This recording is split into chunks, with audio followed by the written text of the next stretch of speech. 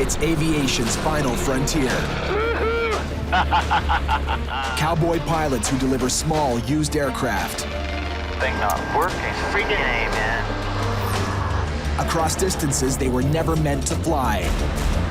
This is the most extreme type of flying you can do. Slow down. There's a right way to fly an airplane and there's a wrong way. Out here, there are no guarantees. I can't see anything. Nothing. Every plane I fly in, I expect is trying to kill me. And no time for fair weather flyers. But as long as there's money and fuel to burn, Let's roll. they'll do whatever it takes Seriously, this could be really bad. to get it there.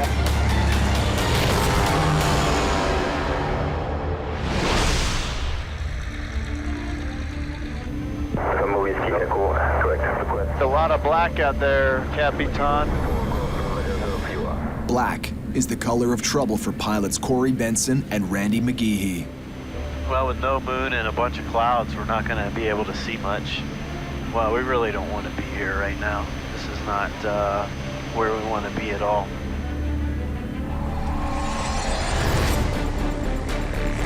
Corey and Randy have been driving full bore for weeks. Holy. Exhausted, they pushed off again, leaving Florida in a Beechcraft Bonanza, bound for Brazil. Then, a strict airport rule about landing after sundown Damn it. left them in limbo above the Caribbean. We're climbing out of there. We're going to Grenada. Now, dead tired, they face another hour in the air, and their daylight is done.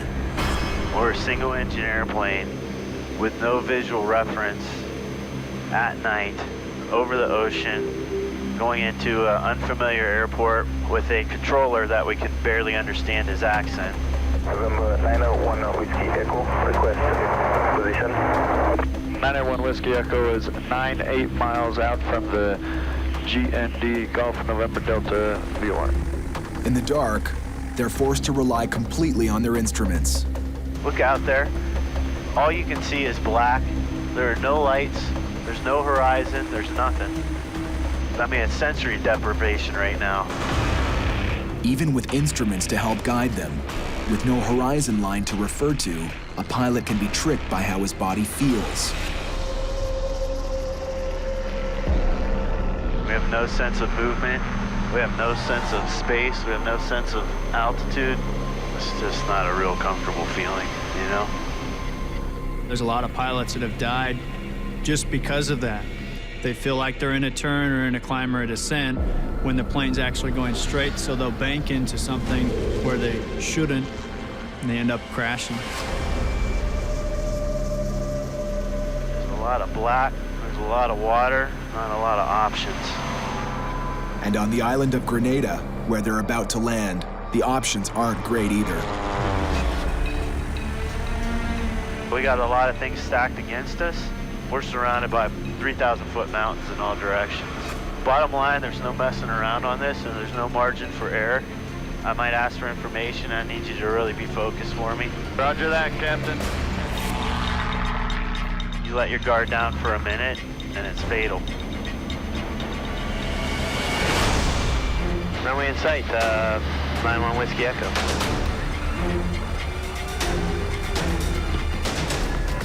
Ready to put this plane on the ground. Hang on, fellas.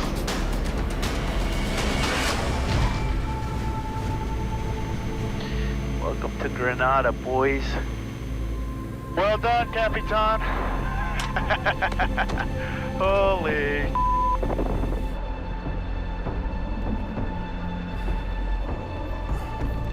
I seriously thought that was going to be the easiest leg of our entire trip. I certainly hope we don't have anything that risky again, you know? Dude, you rocked on that approach. If I was with some of my other buddies, I would have been really fancy. Well, I couldn't have done it without you, so We did it, though. good job, man.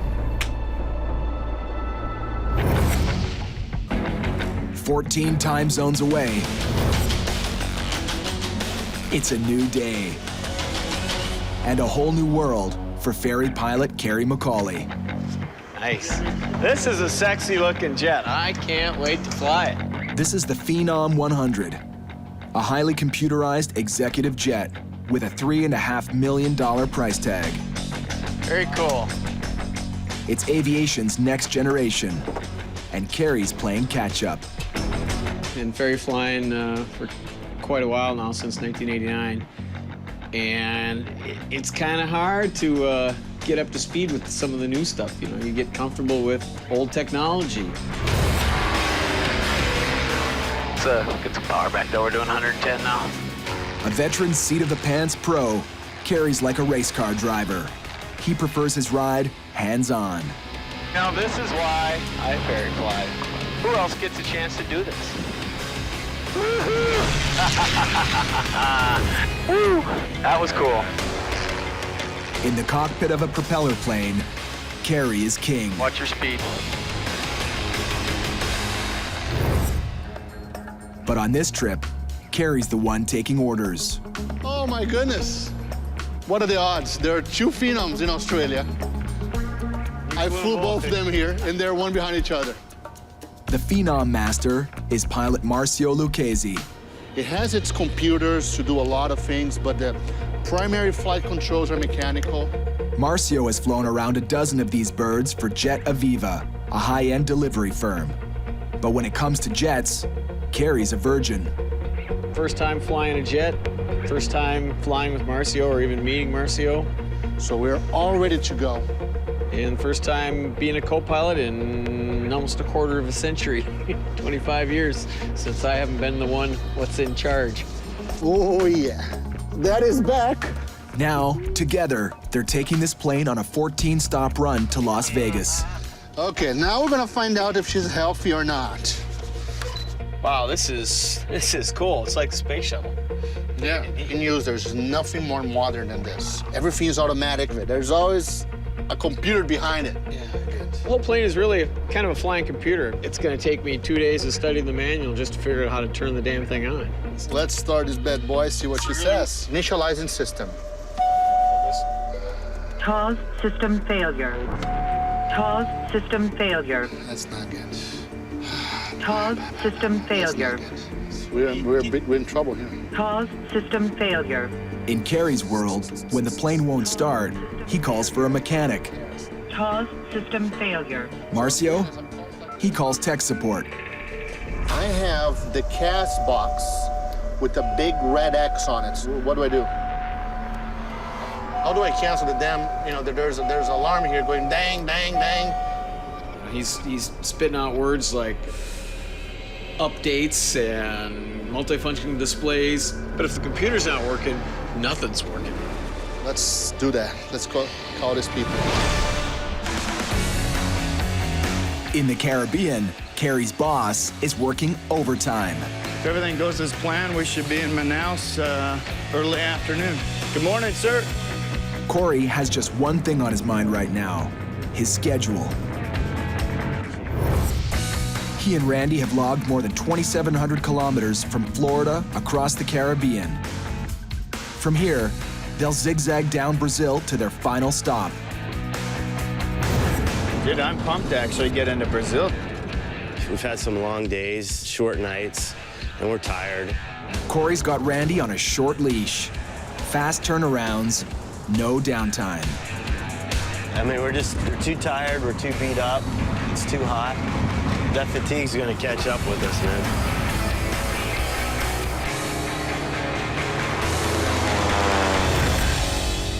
Today, Corey and Randy have to cover nearly 1,800 kilometers, most of it over dense Brazilian jungle.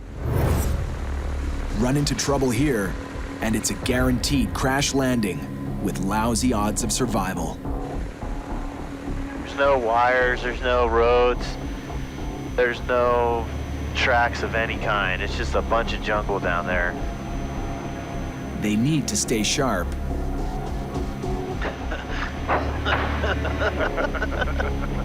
But fatigue is now in full flight. It's like Beavis and Butthead flying the most dangerous missions in the world.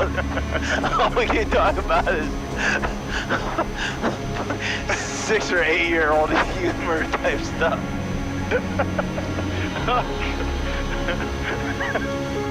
I don't know what else to call it right now. Jumping time zones, being at altitude. If you're tired, you're physically drained, you can make a stupid decision. And you're dead because of it. Tomorrow might be a good day for a rest day, man, because we're totally losing it here. What tank are we on now? I don't left, I think. They need to pull it together. Ahead of them, 3,300 kilometers across some of the most unforgiving terrain on the planet.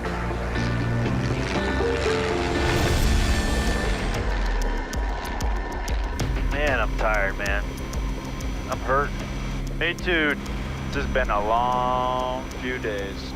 Corey and Randy are out of steam, and now they're also running out of clear skies. I mean, Corey, those things are at least 30,000 feet. Look at that thing, man. All this stuff's gonna be right in the middle of our path.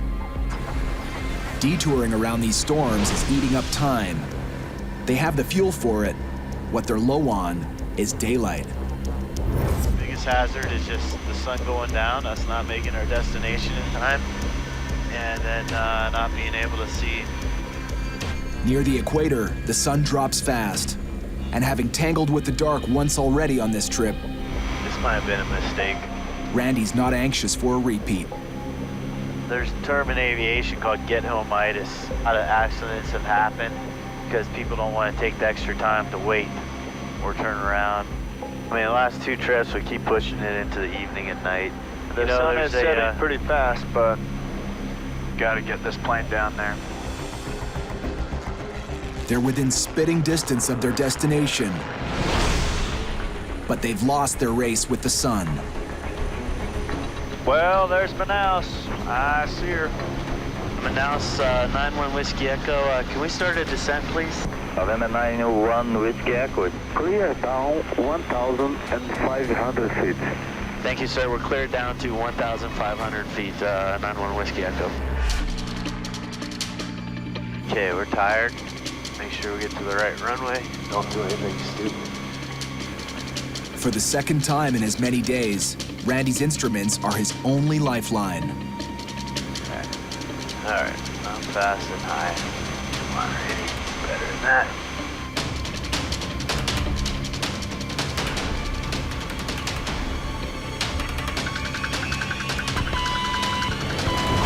Damn it. There's an arrival. They're now within a day of their final destination. I'm just glad to be out of the tight quarters there and just trying to get loosened up. A little tired, but it never stops, so. Declaration? Yes. Passport. We've pushed it too hard, too long already. Start talking seriously about taking tomorrow off. Corey's silence is loud and clear. To him, a day off is just another delay, one his business can't afford.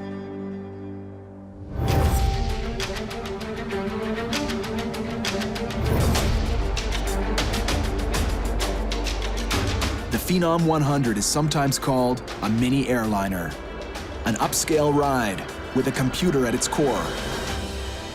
And right now, that's the problem. It's 3 main computers that are missing a software update, so they're not talking. See if we can format that. I don't know how to do that. The solution? A simple download. For Carrie, not so simple. My wife is really good with computers, so I have been really lacking in my computer knowledge and learning because I just say, honey, make it work, and she does. I don't even have words to describe how this little thing here can ground a $4 million jet. All right, here it is. Let's see if she likes it. A few minutes ago, the jet wouldn't boot up. Turns out the software update Good, I think. TAWS system test. Okay. is the magic touch. She's healthy, puppy. Yeah, man. Who's your daddy? You missed your daddy, didn't you? Daddy's back. The Phenom and her crew of 2 are finally good to go. If you have any religious belief, this is the time to talk to your Lord and say, Dear Lord, please don't let me screw up. If I blow this flight, I'll have a real hard time getting any jet job in the U.S. because the jet community is pretty small, and my name will be mud out there. Kerry has manhandled prop planes for decades, but he's never flown a jet. Banks and ground, 777 Bravo Foxtrot, ready to copy clear. 777 Bravo Foxtrot, you'll clear for takeoff. And the Phenom 100 isn't just any jet. Takeoff, okay. 4067, get back. Pilots call it a flying computer. Kerry's more of a typewriter guy. It's a big jump. Zip, puppy, let's go. Right, man.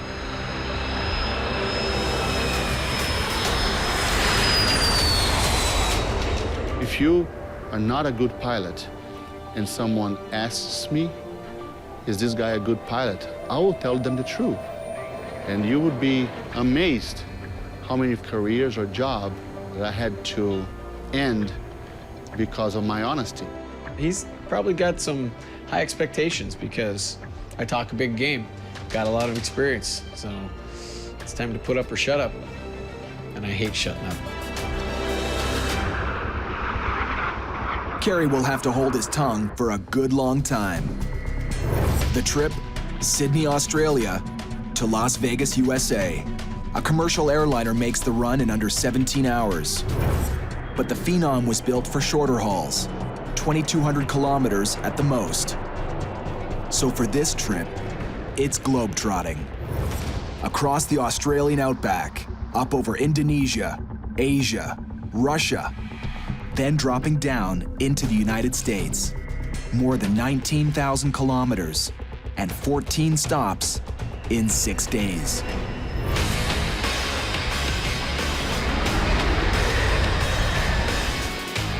We're taking this jet right to the edge. And when I say right to the edge, it's right to the edge.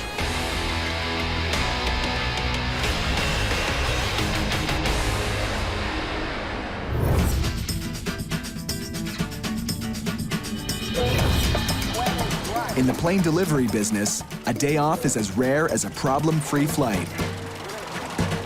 But after days of demanding it, Randy's finally got his R&R. All right, thanks, man. This is awesome.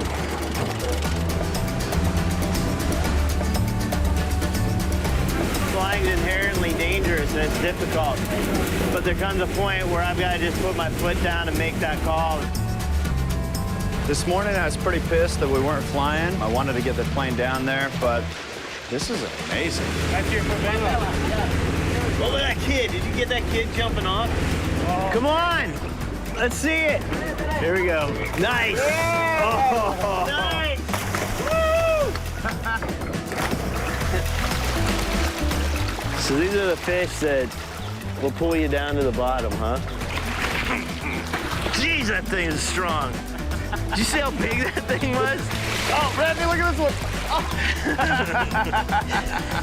This is much better than being in a small, cramped cockpit with no food or water at 120 degrees. I'm glad you talked me into staying. This is amazing. And Randy made a good call by just relaxing for the day and turn around and look at this. When's the next time I'm going to be here? This is awesome.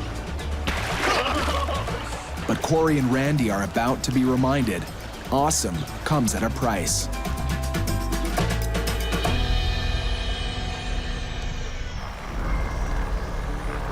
The next day is delivery day for the Beechcraft Bonanza.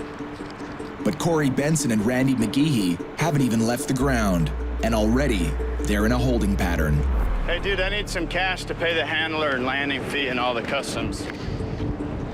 Man, we're running light. I got $40 after this. Dude, they just don't, none of these places take credit cards. It's crazy. We're not even halfway through the trip yet.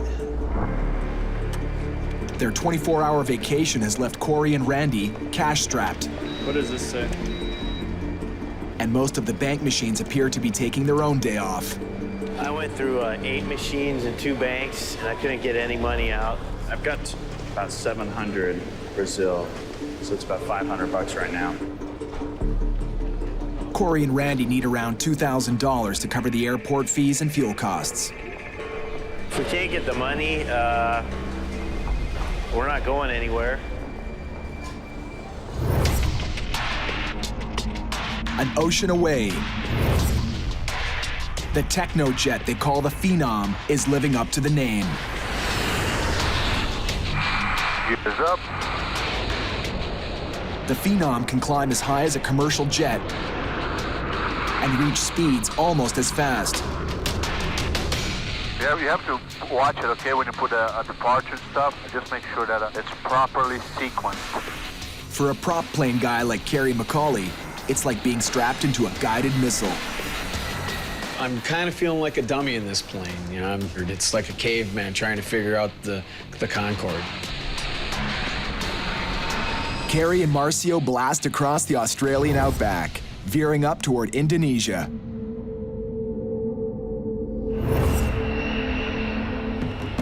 Marcio, I'd like you to meet somebody. Okay. Kind of a superstitious guy, but what I'd like you to meet is the Hula Girl. I got her when I first started ferry flying and with me ever since. It's my good luck charm. Hula Girl has more than luck going for her. What the hell is that? Corey, meet Hula Girl. She's a coconut-clad icebreaker. On a recent flight to Brazil, tension was brewing between Kerry and Corey. Pretty interesting there, buddy. Yeah, well, you gotta have somebody to talk to on the long flights. One look at Hula Girl, the turbulence in the cockpit disappeared. Hopefully she'll bring us good luck on this leg. She's not alone. Yeah? Let me introduce you to my friend Jack. What a fix this thing? Jack is not really a superstition or anything like this.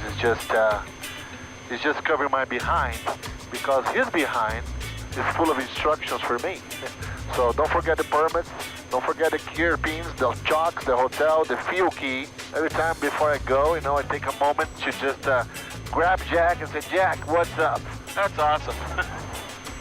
Thought I was the only crazy one. No, man, there are weird people everywhere, man. Kerry's a veteran pilot, but he's brand new to jets. And on this trip, it's not just the technology he's learning about. Stay tuned. Marcio's also teaching him some new tricks for their stop in Indonesia. Indonesia really loves football, and they're big fans of Brazil for the soccer. We do not have any handlers, any support, anybody there. So what I'm going to do is I'm going to wear my Brazilian soccer jersey. Maybe I can make some friends. It's Ronaldo! Oh my God! That's awesome. It's also a plan to save money at the next stop. Marcio's not paying for ground crew. He's counting on a yellow shirt and a lot of charm to get him what he needs. All right, so here's the story. Just you and I. So we have one chance to make a good impression. You know, try to let me do the talking, I would say. You know? This is terminal information for Samratulangi International. Hydro contact tower on 118, I'm clear from the visual for 36, Bravo Foxtrot. All right, Indonesia. So this should be it. I'm not just a pilot. I'm a flight department. How are you? I'm Captain Lucchesi, okay? We're going. We came from the little jet, so I need to file the flight plans. I'm a dispatcher. I'm a flight planner. I'm a hotel reservations. I'm a maintenance coordinator. I do everything. Your friend Ronaldo? Yeah, my friend Ronaldo. Oh, that's my friend. Yeah, my friend. Really? Yeah. Oh, yeah? I know my Ronaldo. He gave me shirt. The jersey works its magic with the flight planners and the fuel guys. Thank you very much. See you next time. Okay, what do we have to do? Now I'm here. But at his final call where he's looking for an exit stamp, immigration officials don't see a yellow t-shirt. They see a red flag. I'm worried about the permits. I'm worried about the paper. Well, we didn't show up with the actual paper copy of our permit. Problem one. Problem two is these guys seem to really wanted us to hire a handler. So on immigration side, what do we have to do now then to clear? My role, your problem like this, to investigation for you. Investigation? This is a bad place for a pilot. We called the airport authority. Do I need to hire a handler? They said no. The interrogation room of an Indonesian immigration department. Waiting for the big boss, and he's going to be the one that decides what the appropriate punishment is for us. I mean, it could seriously be jail. When he opened the rule book, oh, this is bad news. It seems failing to bring proper paperwork and cheaping out on ground crew is a serious offense. I have to hire ground handling services. Yeah, like this. But when the head honcho arrives, 620. it's nothing that a few greenbacks can't solve. Thank you so much, okay? We'll see you next time. Have a good dinner tonight, okay? Carrie and Marcio are free to go. There are two friends that always get me out of trouble. One is Ronaldo, the other one is Ben Franklin. Halfway around the world, You got one to work. You got some? You got... Randy and Corey are saddled with big airport fees and empty wallets. I'm not the most patient person, and so these delays drive me nuts. Okay, we just landed. It's a beautiful weather. But they just ran into a little luck, and his name is Joey. Did you pay already the land fee here? No. No? Joey gets what Corey and Randy are up against. Over there is gonna be like 400 miles, let's say 3 hours. Let's say 3 hours. Because he's one of them. He's also a ferry pilot from the States and has done this route a lot. We need money to get out of here. Let's see how much I have, but I can help you out for sure. I can borrow you money. You give me later. Or deposit my account in America or here. Do you have a real? It's kind of like a fraternity because there's only a very select few of us that do it, that have the guts to do it. And so we respect that about each other, and we'll do anything we can to help each other out. Thanks, buddy. 4.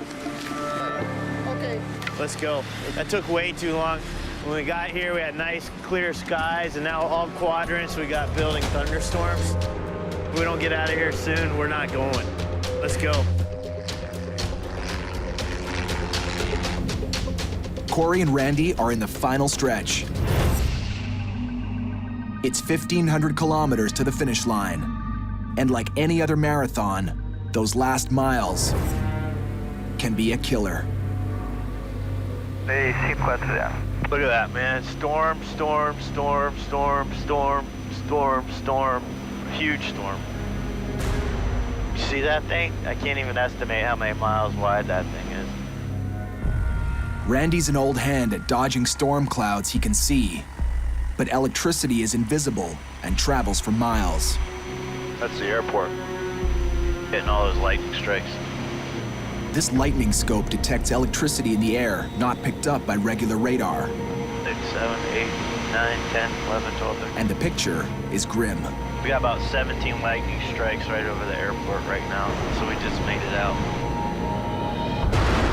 There we go. 140 to deviation due to weather, sir. Yeah, Corey left. Any deviation either. We don't want to get anywhere near that stuff.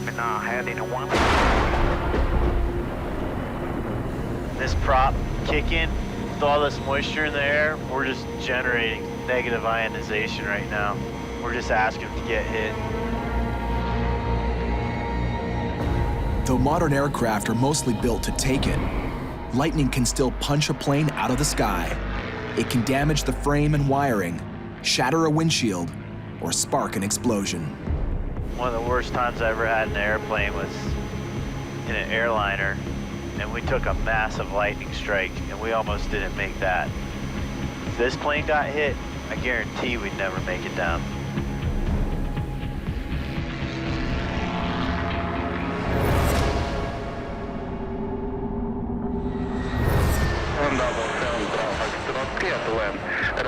For Carrie and Marcio, it's been smooth sailing. A whole lot around, hey. Oh, no, a whole lot of deep. They've put more than 7,000 kilometers behind them in 3 days and are now zeroing in on Russia. That part of Russia was the primary point of attacking the United States during the Cold War. Take a look at that supersonic one. Yeah, that's cool. You see the runways and you see the security. It brings you back in time. So wow, this Cold War, this was not a joke. The runways left over from the Cold War aren't very funny either. An Airbus lurches down the tarmac. He's shaking like a little girl because the road is too bad. X-ray is so up that he cannot exit fast enough. Are you ready for departure from taxiway Charlie or taxiway Mike? After a quick refuel, it's Carrie and Marcio's turn to taxi for takeoff. Takeoff, okay. It's like heading off-road. Well, this taxiway is beat up. Been on smoother gravel roads. I do things differently in Mother Russia. Just a stone about this big hits your tire and whoop, flies right into your engine. You just got yourself a $1 million bill. The runway rocks miss the engine, She's on GPS during the departure. 200 knots. but they may have hit something else. Cabin, cabin, cabin, cabin, cabin, cabin, cabin, cabin, cabin.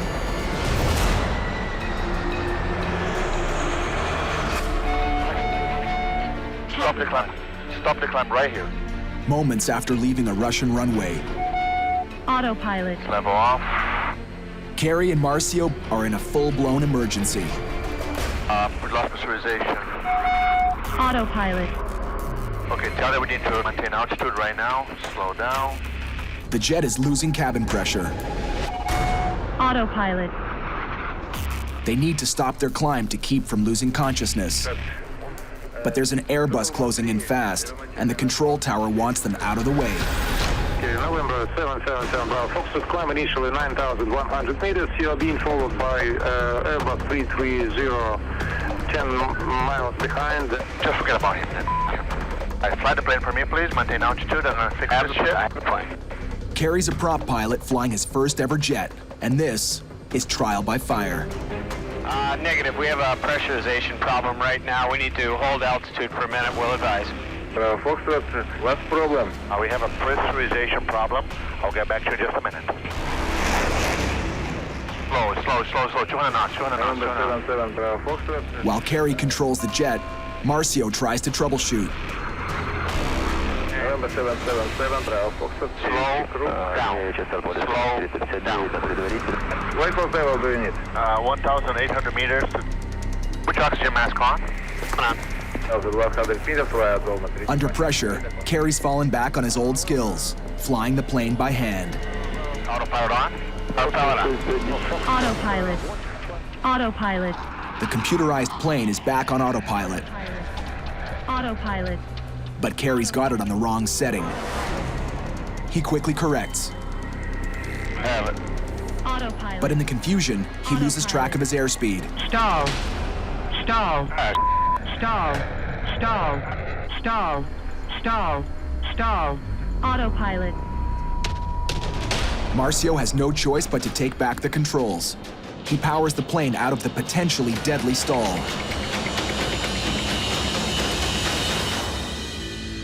Are you okay? Yeah. Pay attention, okay? What the hell was that? Oh, you forgot to look at its speed. I know. That's what happened. Okay, there you go. Easy does it, puppy. Easy. There we go, that's better. Easy. I screwed up. I've never flown anything like that before. I barely know how to shut the door on the thing, so I've got a little bit of catching up to do. For now, Marcio rides the cabin pressure by hand. Okay, coming to flaps 3. Okay. Carrie takes over the landing. Very nice, very nice. If Marcio seems unfazed by all the drama, it's because he's pretty sure he knows what's causing the cabin pressure problem. Ah, I know what happened now. He'll soon know if he's right.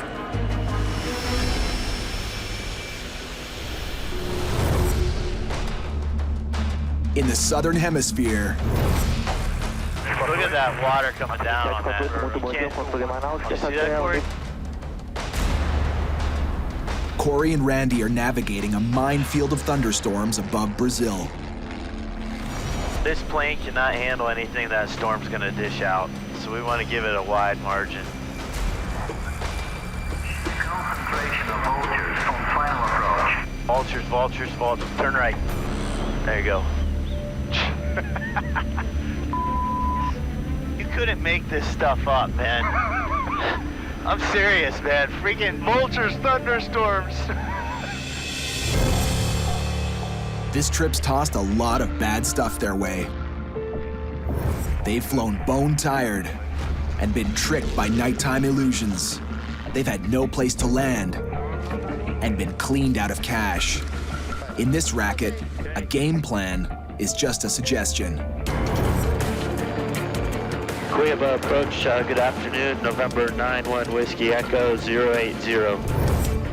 5 days and more than 6,000 kilometers after leaving Florida, their final destination of Cuiabá, Brazil, is in sight.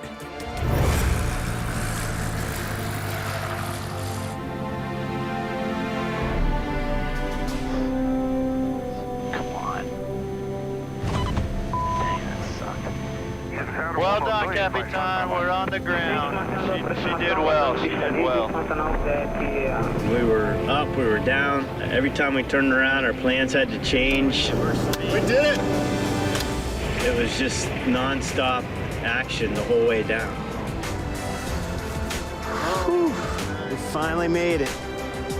And the one person as happy as they are about that All right, congratulations. is the Bonanza's owner. The new owner's ecstatic about his airplane. All right, happy new owner. It's all yours now. He's excited and he's kind of giddy walking around his new airplane and getting to hand the keys to him. And it's just like a huge weight's been off my back. But I'm ready to do it again. Next time, we gotta bring a ton more cash.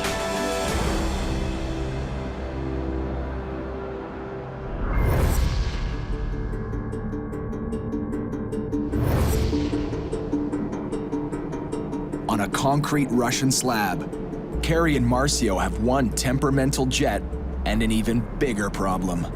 The Phenom 100 is cutting edge.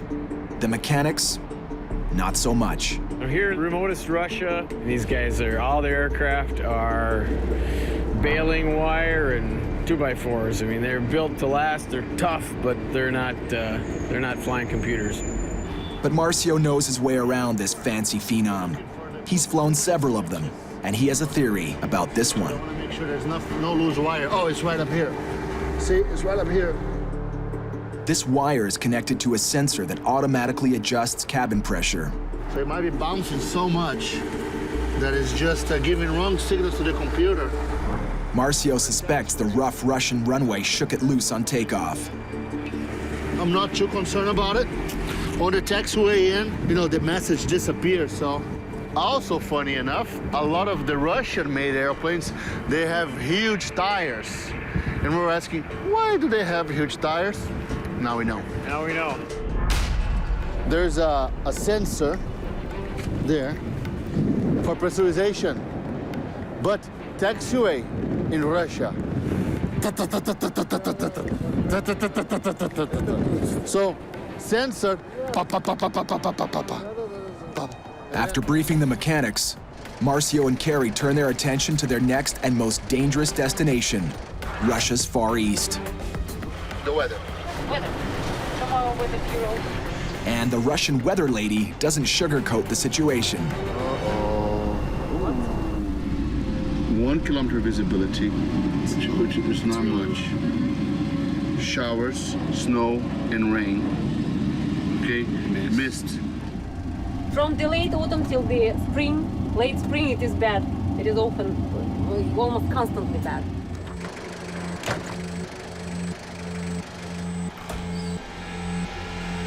In the world of ferry flying, playing the odds is part of the game.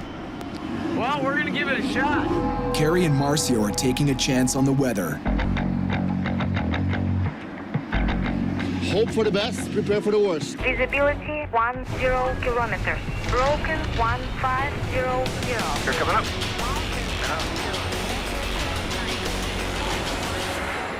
There's 500 feet. Autopilot. This is a remote area. I bet nobody's been over and messed with this stuff for a really long time. The Phenom has now soared across 8,700 kilometers and is arcing into the Russian Far East. Weather report just took a big turn for the worse. It was, okay, last one we had was overcast at 200 meters. It's now went to overcast at 120 meters. Got pretty bad in 20 minutes. Yeah, 20 minutes, huh? November 777 Bravo Foxtrot. Overcast at 90. Now we're down to 90, which is 295 feet. It's pretty low. It's getting there. The airport they're headed to is now almost completely socked in. And the trend is Thinking about it, we gotta go somewhere else. It's not gonna work. They veer to another airport. Then, November Bravo Foxtrot confirmation. Aerodrome Uniform Hotel Mike Papa is closed. That's just great. It's just closed the airport. Nice. I don't know what to do, man. What do you think? I don't want to turn around. If we decide to go, should we go faster and get there before it gets any worse? it's back to plan A. Reroute to the original airport and hope the weather clears by the time they get there. 2 hours later, they're closing in on their destination. There's a big mountain we don't want to hit. Look at the way that the clouds are separated by it. It's not just terrain that's trouble. And arrival November 777 Bravo Foxtrot. Can you please request lights full bright at the airport, please? Lights in operation. Say, no light? No light. Doesn't help much, does it? No, that's not good. There's not enough fuel to turn around. With night falling and lousy visibility, they've got to pick their way to the unlit airstrip. To make this first one count. They drop into the soup that hangs low over the runway. 777 Bravo Foxtrot, you are clear to land, surface wind 300 degrees, 6 meters. To the airport? Negative.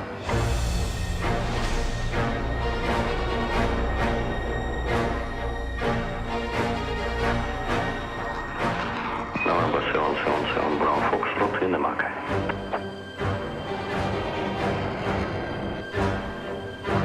Then, just 90 meters above the runway, I see some lights. Okay, I'm past, you looking good? Yep. the runway lights suddenly blast back to life.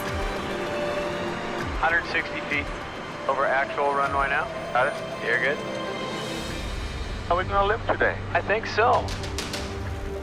Oh, the beer's gonna taste so good. Flaps coming to 0. November 777 Bravo Foxtrot on ground at 46, but track runway 01. This would have been a real bitch without any lights. Can I start breathing now? Okay. Oh, yeah, man. Was the issue ever in doubt? Maybe a little.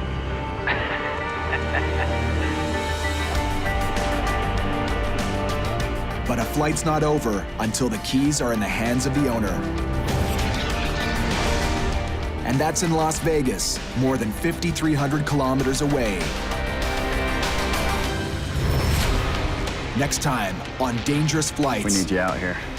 Corey's chance to turn a fast buck turns to bad luck. And that trim is a little funky. Yes, it is. When an old plane comes with a full-blown attitude. We got things freezing up. We got nuts and bolts freezing up.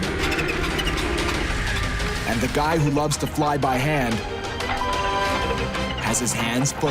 Boost pumps on.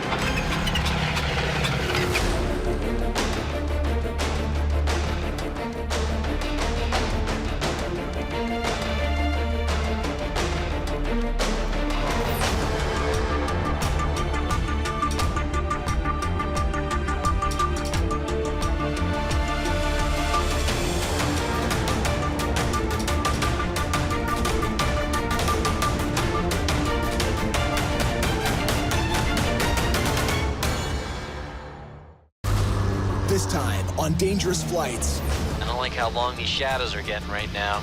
low temperatures, Pretty desolate, man. high risk, Turn it. You're good to go now. Turn it. locking horns, Let's see. Lean back. Let me see what I'm doing. over Iceland. And Corey and Pete meet a local legend. They call me Polar Man. Polar man, outstanding. Let's roll.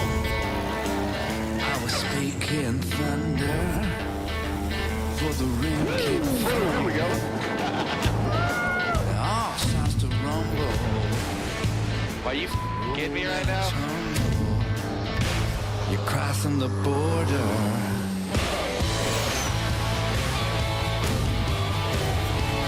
Where the devil won't go. Where the devil won't go. Where the devil won't go. You're crossing the border.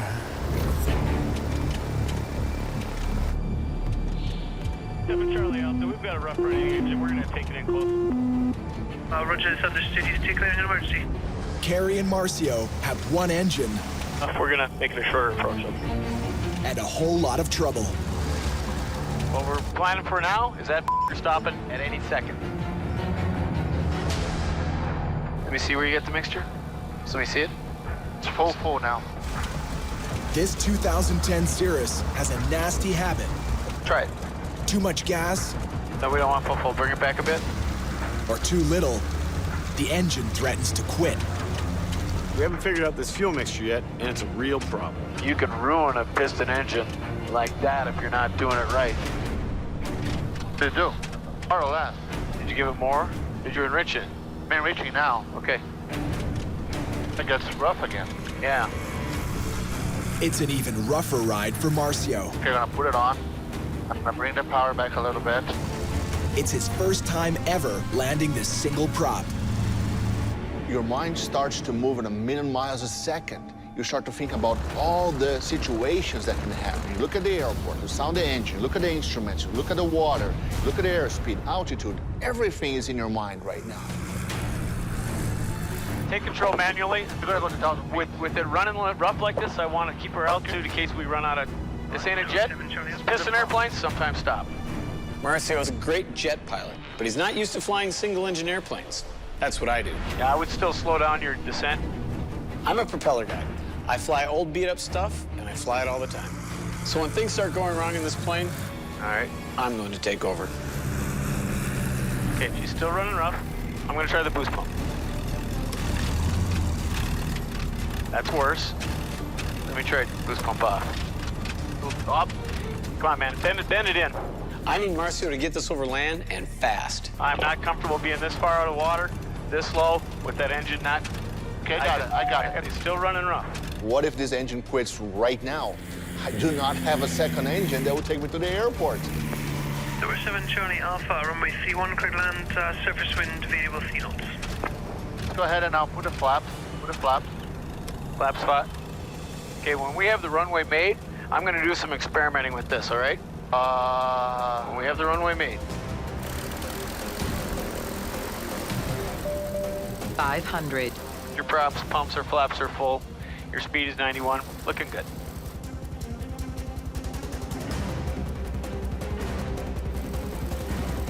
Telling me the Okay, speed. yep, 88. 80, holding steady. 80. 75. Got a little bit of a hill here, 71. Not too bad. Flaps coming up. Very nice, Marcio. Very nice. Very nice. Number 7 Charlie Alpha, 180. Oh, slow down there, Charlie. I think you might be ready to move over. What do you think? You know, I haven't touched a single engine airplane in 20 years. And some guys like it and it's great and this and that. Yeah, good for them. I don't like it. You know, I'm not doing this because I have that adventure spirit. On this flight, Marcio's gonna have to work for it. He can't just sit back, drink coffee, and do crossword puzzles. Man, this engine... No, I think we're doing something wrong. A piston engine airplane, it should never run rough like that. People, let me in. You're gonna have to go faster than this if you're gonna get us inside.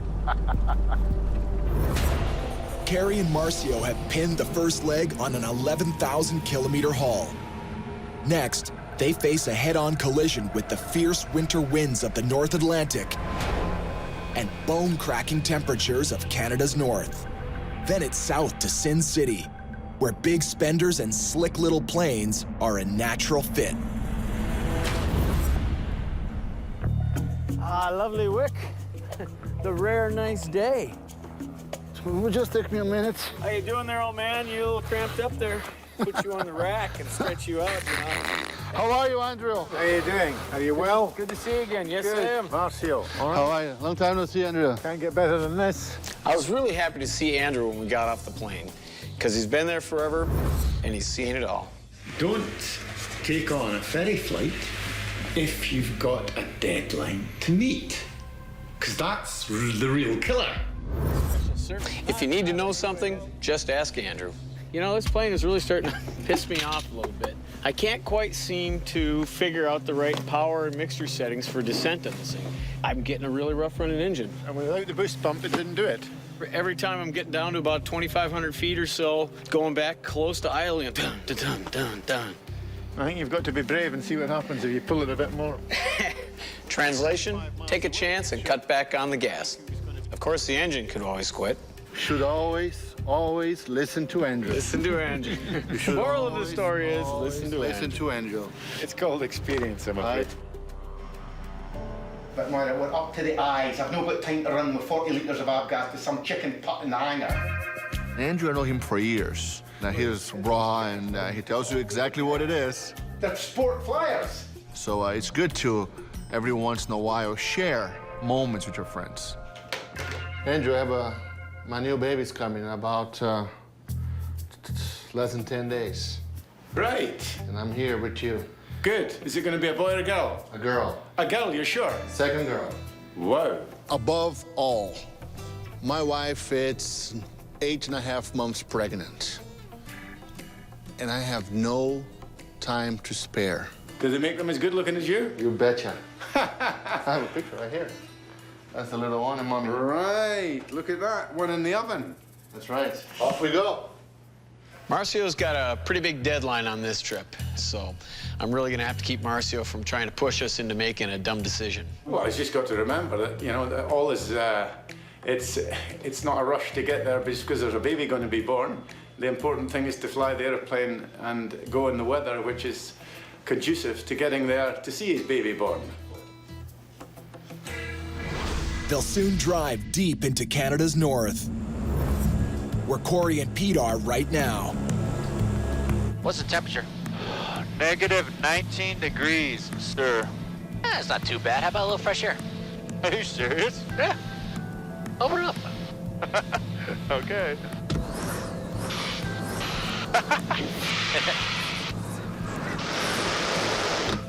That's some cold air, That's bro. some cold air, man.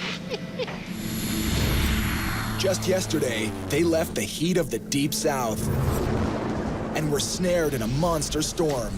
In front of them, 3,000 kilometers of frozen ocean and a rendezvous with a high-risk runway in the French Alps. They'll bank down into Kenya, where the 1990 Caravan gets a new life flying air safaris. Airspace looking good. Right now, the only wildlife they're likely to see On the road again. are hungry polar bears. All right, well, here goes my first. Never been north of Goose Bay, Canada.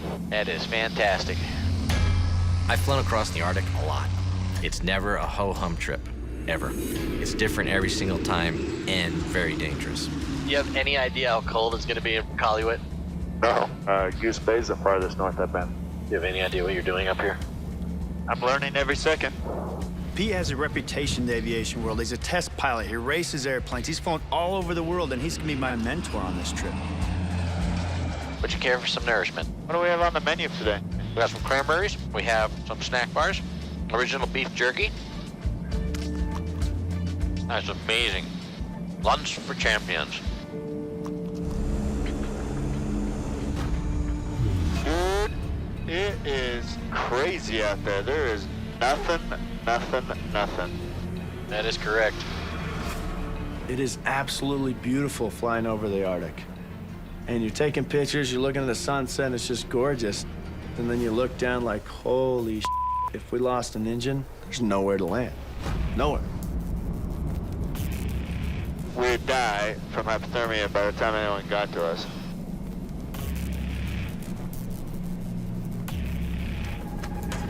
The real question is who's gonna eat who first? There will be no eating of this pilot. And we're not going to be out here long enough to need to eat people. To be a good ferry pilot, number one, you have to be a little crazy. We're taking small airplanes to places they are not meant to go. And to deliver this caravan to Kenya, there's just one way. Short hauls over risky terrain. You know, we're taking a low and slow airplane across the North Atlantic in February. Are you kidding me? There's nothing else that needs to be said. Minus 31. Ooh, pretty desolate, man. Very desolate. I don't like how long these shadows are getting right now. We still have 2 hours to go. Not liking that at all. And we're only doing 130 knots. Obviously, it'll speed up a little bit. Or speed up a lot of it. It's just not a good idea in this single-engine airplane to be flying in the Arctic at night. Flying at night is completely different. There's no lights on the ground. You lose your horizon. You really have no depth perception, and you have to be extremely careful. If we did go down here, how long do you think it would take him for him to come find us? We would definitely prepare for 24 hours. It'd be a long 24 hours, man. Yep. Pretty scary. That'd be very scary.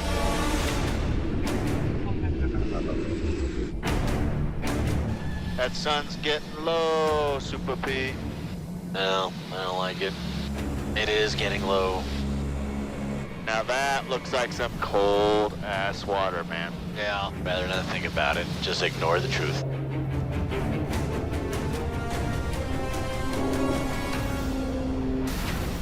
You could fly right into the ground if you weren't on your instruments here. Yeah. There's no depth perception. I don't really want to die today. All right, let's not do that then.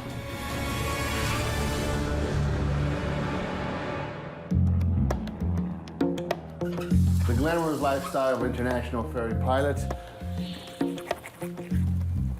Looks like we got reasonably decent weather. Reasonably decent, that's it. Reasonably decent.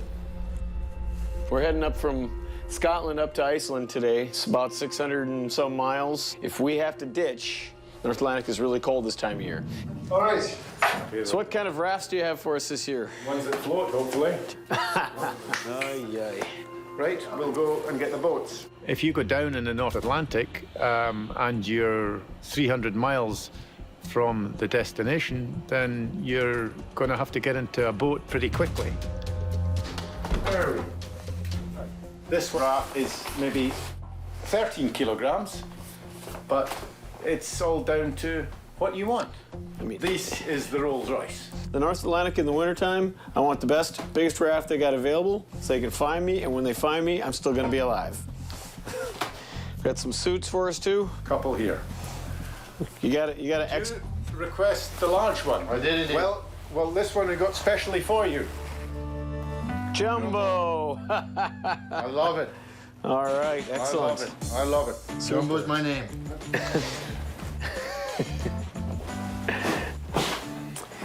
Is this the first time you ever wore one of these? No. Well, first time that I actually put it on. Yeah, because the other one didn't fit. This is not gonna be pretty. So even if we can get into the raft, if you're not wearing your survival suit, you'll probably die of hypothermia because you'd be so cold. So the suits are essential. It's looking good. Okay. Okay, chin up. Chin way back. Oh! Help with the shoes. They're not made for hiking. Okay, let's see if we can get this baby. Okay, that's good. I think that's as go we're gonna get. Okay, this doesn't look right. It's horrible. Some ferry pilots don't use them because they're perilous. They figure if I go in, I'm gonna be dead anyway, so why waste the money and the space in the plane? But I'm an optimist. I'm gonna survive that crash and have a hell of a story for my kids. But before that happens, Carrie has one hell of an update for the other pilot in his family. Hello? Hey, Claire. Hey, Dad, what's up? So, you've been practicing your Spanish real hard? Why? You know, I've been telling Claire stories about ferry flying for years and years, and she's always dreamed about coming on a flight with me. The Uruguay trip got pushed back a couple days, and that means we're not leaving until after your finals are done, which means... Really? You're gonna be my co-pilot on the Uruguay trip. Woohoo! So I'm coming, like, I can come on the trip. Yeah, it's awesome. I think it's gonna work out really good. Ooh, yeah, baby, I'm going to Uruguay.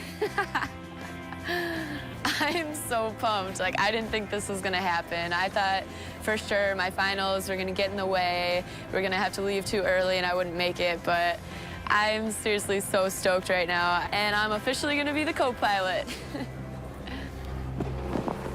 But first, Carrie has to survive this trip. Okay, Marcio, here's the plan if we go in the water.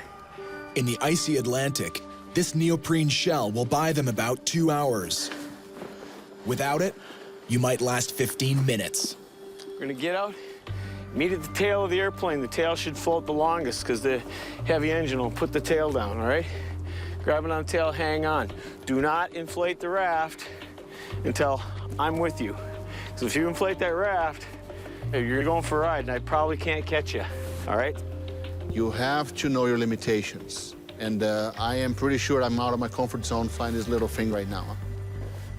It just gives that non-reliable sensation.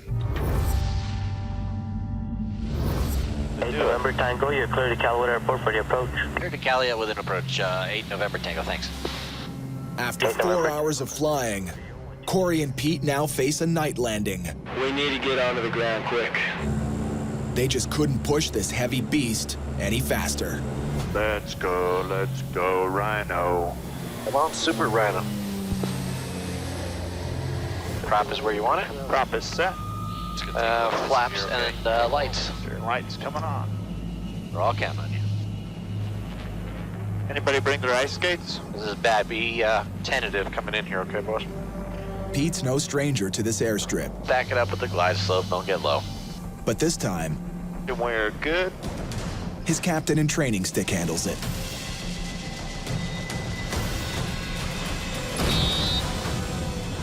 The landing's not pretty, That's what we call a bounce. but in these conditions, it's a pass. My God, I can't believe I'm here without a hat or anything for my ears. Wear a headset around. I'm thinking about it, trust me. This is good. Don't get far. You're making it further to walk. Okay, so just So here? stop. Yeah. Right here? So stop. Yeah. Get her shit out. And run. Run. It's freezing. For sake. It is freezing. We land in Iqaluit and we get out of the airplane, and right instantly your whole body is frozen. Breathing hurts, your nostrils freeze up. Right then I was like, oh my God, I'm so not prepared again. Like, everything is cold. Like, exposed skin freezes in 2 minutes. Holy cow, your nostrils freeze just breathing. Let's pull all of our liquids in the back. Okay. It's gonna take forever to heat this thing up in the morning. Okay, plane secure. We gotta get out of this.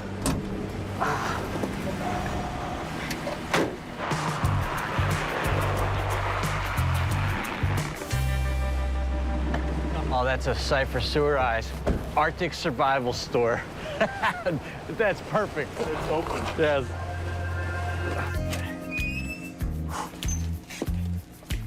They got hats. Corey, check it out. What do you think, Corey?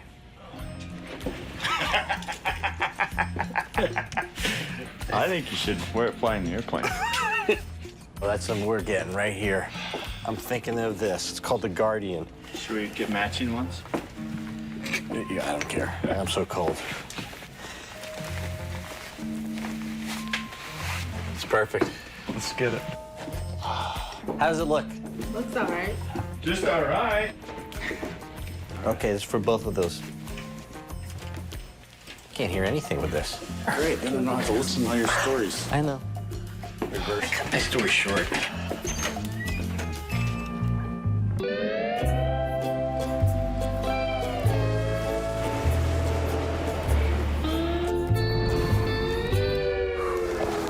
Morning. Morning, what's going on here? We turn our head, and there's this guy with a mask on, his beard sticking out. It's all frosted up. He barely has just like a long sleeve shirt on, big gloves, and he's just storming down the sidewalk. And we're like, who's that? And he's like, well, he believes he's a real life superhero. They call me Polar Man. Polar Man, outstanding. Yeah. I'm Corey, nice to meet you, Polar Man. Yeah. Awesome. So you live up here then, I take it? Yeah, I do. Cool. How'd you get the nickname Polar Man? It's just I can withstand extreme cold temperatures. I can't. Yeah. I'm ready to get to some warmth. We're cold right now. You're not used to it. No. At one point, he grabbed up a bunch of snow and put snow down the back of his shirt. No. Yeah. Oh, take that out. Why? That's cold. I think you have to be a little bit crazy to live in that cold Arctic anyway. Nice to meet you, Polar Man. You too. Nice to meet you, buddy. Yeah. Be good. You too.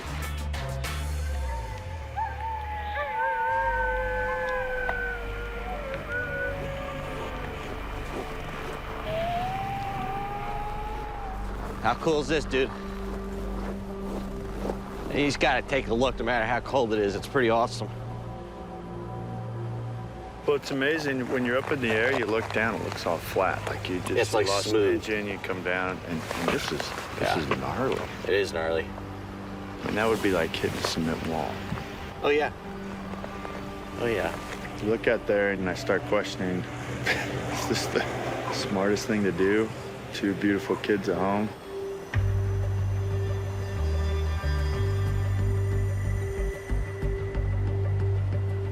There's a reason 95% of the pilots won't do this.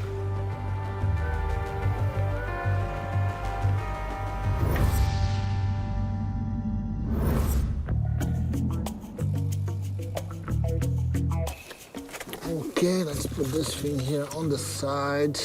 Goes here, this battery go there.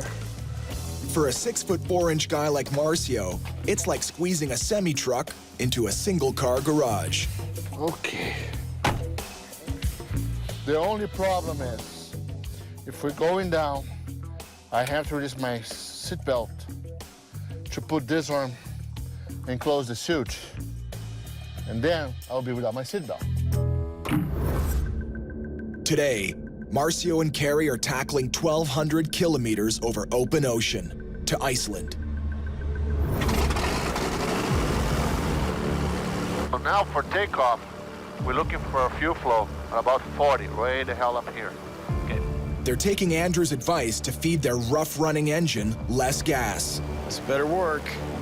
But it's risky. If it's not done correctly, you can fry this engine in a heartbeat. You gonna take off or you want me to? Here you go. Go on, you got your... I look at the numbers. Okay, let's go conquer the North Atlantic. All right. If a ferry pilot would only fly airplanes that are absolutely perfect, Sounds like he has a little bit. I'll bet. he would never get anywhere. There's no such thing as a perfect airplane. You just have to manage the problems as best you can and make your decision. November 537 Charlie Alpha, roger. Climb flight level 240 and squawk ident. To fly faster and farther, they climb to where the air is thinner. Flight level 240. 24,000 feet, almost as high as this single-prop Cirrus can fly.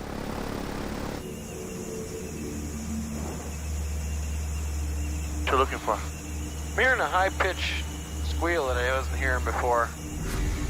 Sometimes when an alternator is starting to go, the bearings will start squealing a little bit, or the belt is squealing.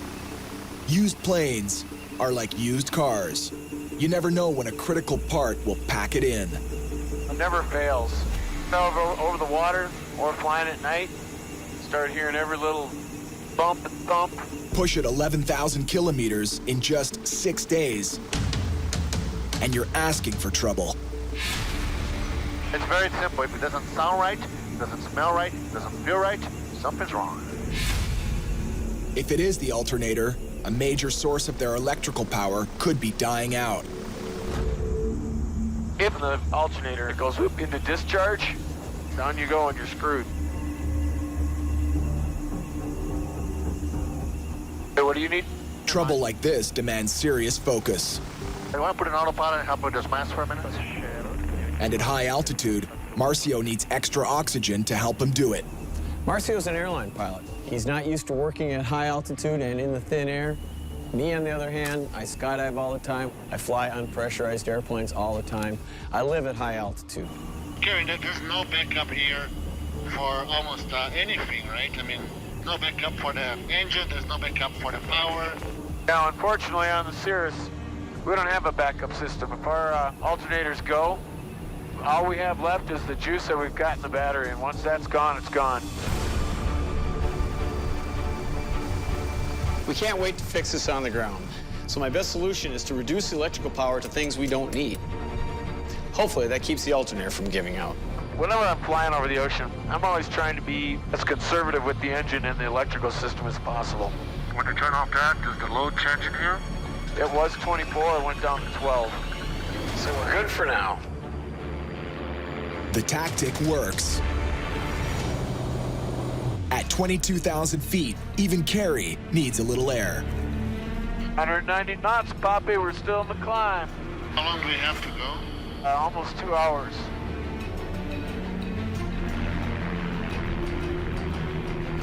Maybe I should test and see how my extreme high altitude performance is, you know. Go off O2 here for a little bit, see how I can hang. I'd rather not. Why don't you do your science classes when we are over firm land and it's only water here. I don't want to be dealing with you pass out. I got you sitting right next to me. You're in good shape. Oh, no. I always have to be pushing the boundaries and the limits. I've been accused of being irresponsible and reckless, but I just thrive on this stuff. I could probably fly all day at 24,000 with no oxygen. Okay. Well, all right. Let's cross the water here, and then you can pass out. I can give you mouth to mouth. Everybody can be happy. If I pass out, do you promise to give me mouth to mouth? Give mouth to mouth. I want you to put a couple of mints in before, okay? No worries. Let's wait for firm land to do that. All right. Firm land.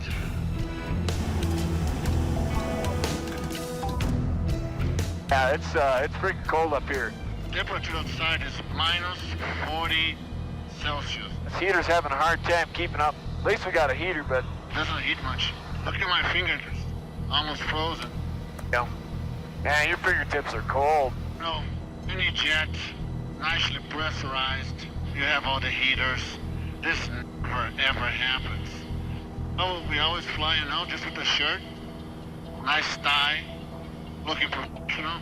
I look like down here. We're not just for style, we're just for success. And by success, I mean survival.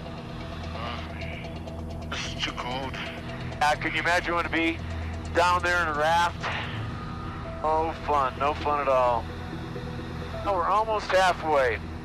Almost halfway. Oh, in other words, we're about as far from rescue as we can be.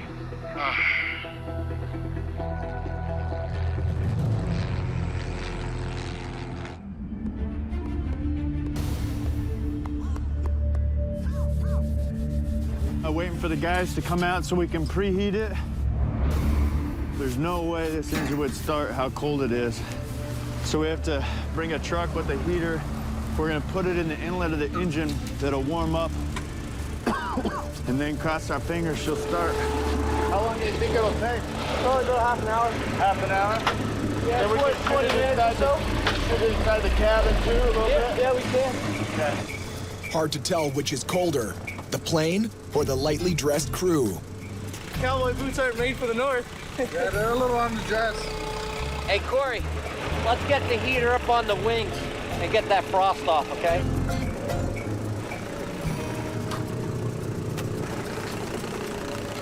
Yeah, little dress shoes aren't gonna cut it up here either.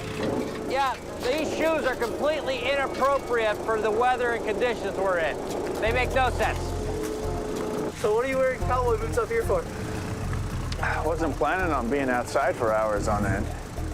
It's warm when you're in the airplane. When it's running, it is. Well, right now we're heating and blowing off the frost. That thin layer on the wings and tail are very hazardous to the safety of flight. Doesn't look like much, but it'll take a plane out of the sky. Flying's very glamorous. Very glamorous. Don't I look glamorous right now? Yeah, now we got to get in and get started so the plane doesn't get too cold, because it'll get cold fast, even though we've been heating it for 2 hours. Flaps, I'm giving you 10. Cabin heat. Come on, baby, warm up. It's cold as it is. All right, rotate 775, climb 8595. Good. Plane feels good. 1800 on the torque. Good. Wow. Crazy.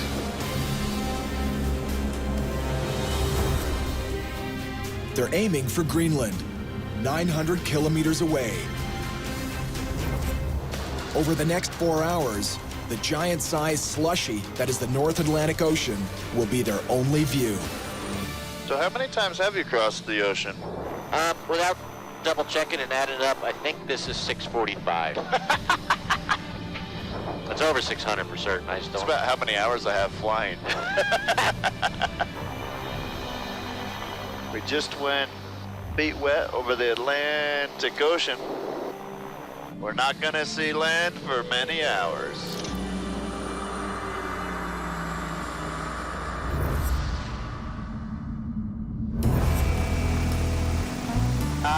Got a little problem here, Marcio. Yeah.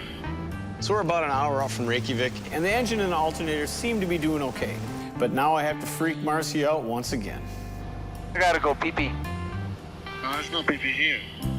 Well, I got my old-fashioned ferry pilot method here. Well, we didn't have to see this. 2 Ziploc bags. I learned the hard way, never trust one. You ready for this? Okay, too much information. I got a little shrinkage problem here, but What the hell? it's been a while since I had to do this. A little trickier than I thought. Oh, man.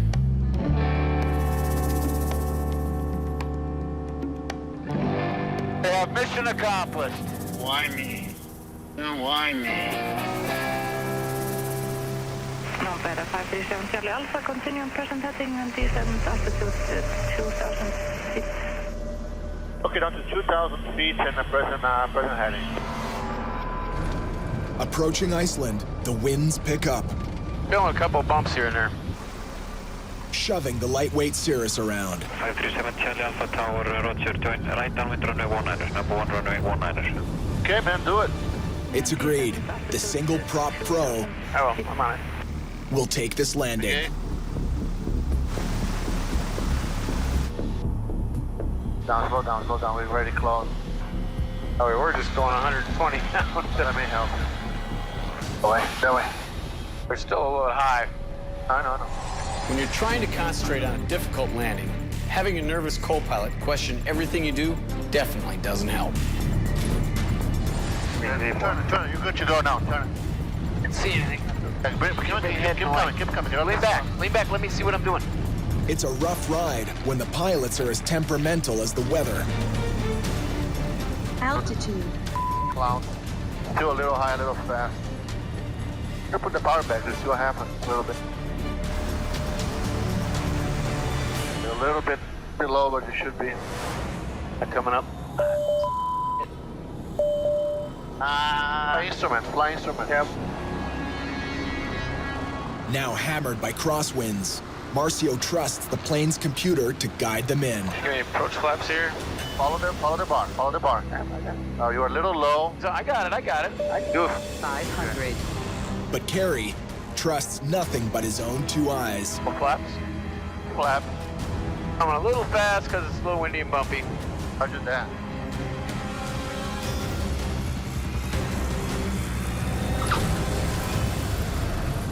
Oh, I am so glad you're doing this. Lots of emotions. It was rough, puppy. I almost decided to just go with the 50% flaps. I would have made it easier, but I wanted a challenge. 8.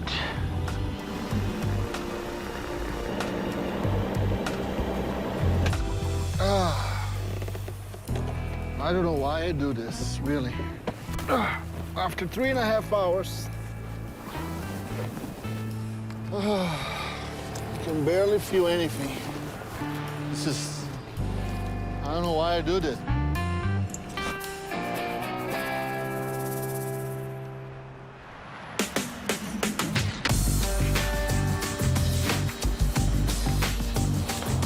This is a bad idea, Kerry. If you're Kerry, this you're is a gonna bad wear idea, the suits Kerry. and use the Did I raft, tell you gotta this know is a bad how to idea do it. yet? Flying around the North Atlantic with survival gear that you're not really trained to use is not really the smartest thing in the world. I do have the gear, I've used it a lot, but I've never actually trained with it and received proper training. And in the far North Atlantic, this is where you get it. Let's go. So you are exercising now crash in Icelandic waters or northern waters, yes? Yeah. Okay.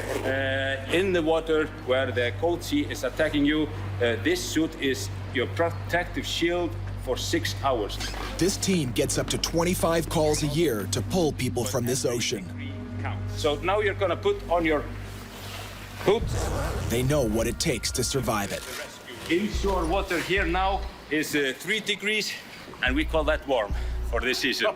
So just look forward and go out. I gotta show Marcio here how it's done.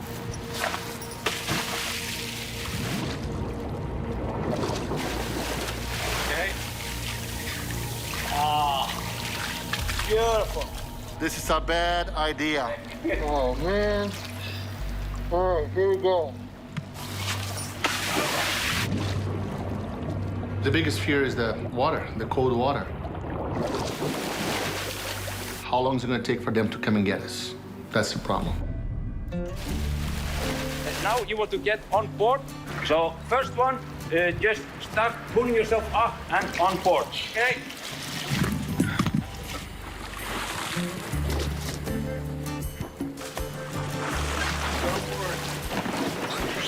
I'm fun, Marcio.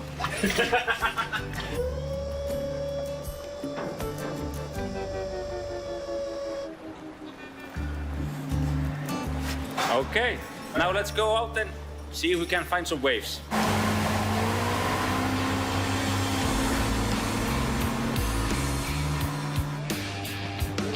Ready to go do this, Marcio? Why not, baby?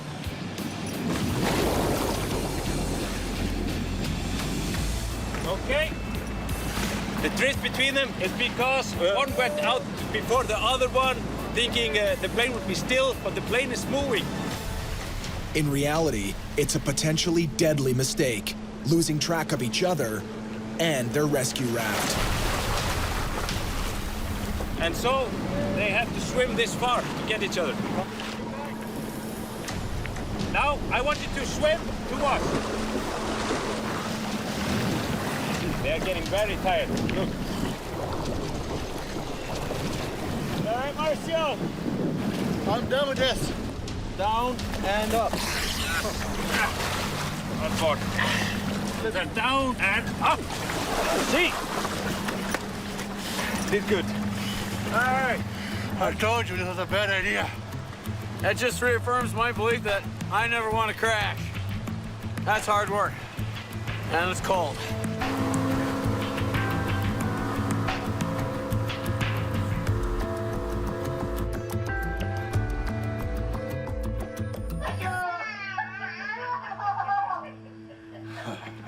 My wife just sent me a little video of home from last night, so I'm gonna watch my little girl, what she was doing here. Let me see.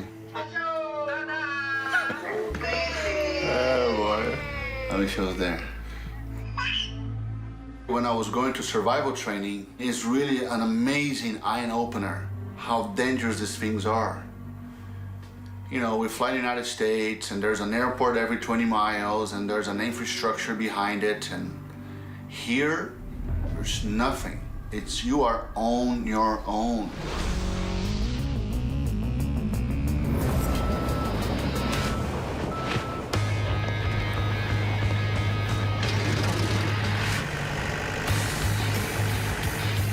Just 1,000 kilometers away in Greenland, Hasta la vista, Snow.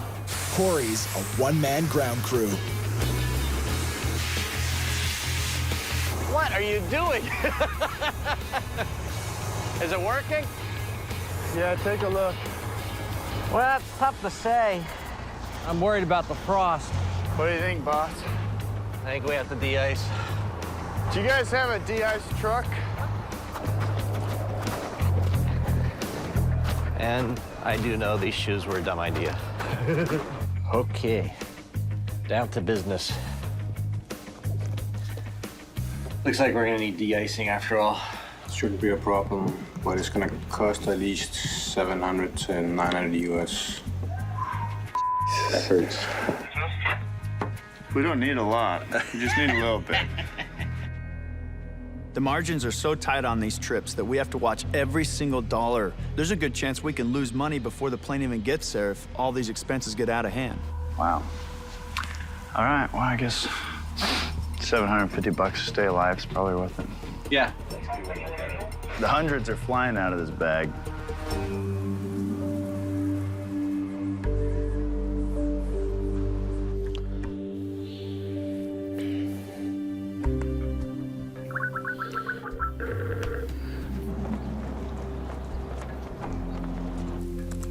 Carrie's daughter, Claire, is wired to try her hand at her dad's day job. Hey, Dad. Hey, Claire. What's going on? Just sitting here in Iceland, getting ready for the big Iceland to Greenland leg. This is the big leg. This is the most dangerous one. Yeah. How long is that going to be?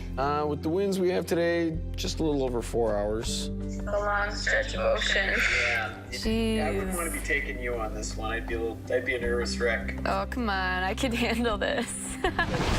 Claire is just like her old man, an adventurer, you know. She likes to see the far horizons. And I'm kind of liking the fact that she's learning something from the trip that I'm on. And I've never really done it this late in the year, so it's... So it's like extra cold right now? Yeah, extra cold, extra cruddy. Took out the ramp. Talk to Mom about that, or? No, I don't bother your mother with little details like that. No, I wouldn't. You better survive this adventure so we can go on ours. I'll do what I can. You got it, Dad. Double guns. Double guns, Claire. All right. Talk later. All right, good luck. Be safe. Love you, bye. Love you. Bye. It's so late in the year, and he seems a little concerned with the weather conditions right now, so when my dad gets concerned, I get a little concerned. This sucks.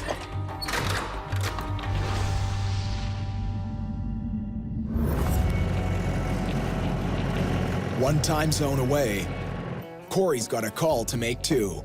My little boy should be getting ready or heading to school right now. Try and say hi to him before he goes. This business is tough on the home life. Right now, I'm just finalizing my divorce, and you know, it's always in my mind. My family, my divorce. Hey, Jackson, what are you doing, buddy? Nothing. Guess what? I'm gonna go across the ocean today, and I'll call you tonight when I land, okay, buddy? Love you. Love you too, buddy. Have a good day at school. I'll call you tonight, okay? Thanks, Dad. Bye, buddy. Love you. Let's go, Sarah. It's very distracting when your personal life is off key and he's got a divorce going on. And he has to keep that out of the cockpit. Roger that. He has to be on his game because those distractions are huge. And ready for taxi. 388 November Tango. He's got a business, and he has people and stresses. Power set, speed to live. But none of it matters if you're dead.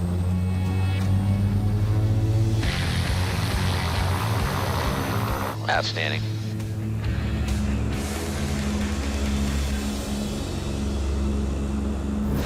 Next time on Dangerous Flights. That could put us in the water. Pounded by headwinds. And is this gonna work? Corey's in the hot seat. This decision's right on the line. Don't hit that mountain. Don't hit that mountain. Marcio takes on one of the world's most notorious runways. Oh, this is bad. What time is it? It's late. And no help for a hangover. They are all over our butts to get out of here now.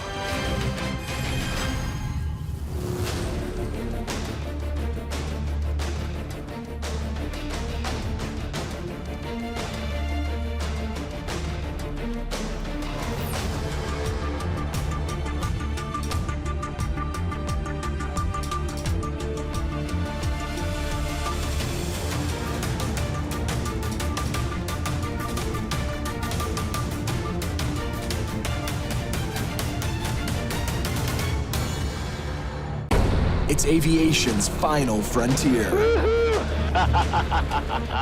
Cowboy pilots who deliver small, used aircraft. Couldn't make this stuff up, man. Across distances they were never meant to fly. Woohoo! This is the most extreme type of flying you can do. Watch, slow down. The planes can be too much to handle. It's like a caveman trying to figure out the Concorde. The pilot's too exhausted to fly at night. All you can see is black. There's no horizon. There's nothing. There's a lot of pilots that have died just because of that. But as long as there's money and fuel to burn, Are we gonna live today? I think so. they'll live to fly another day.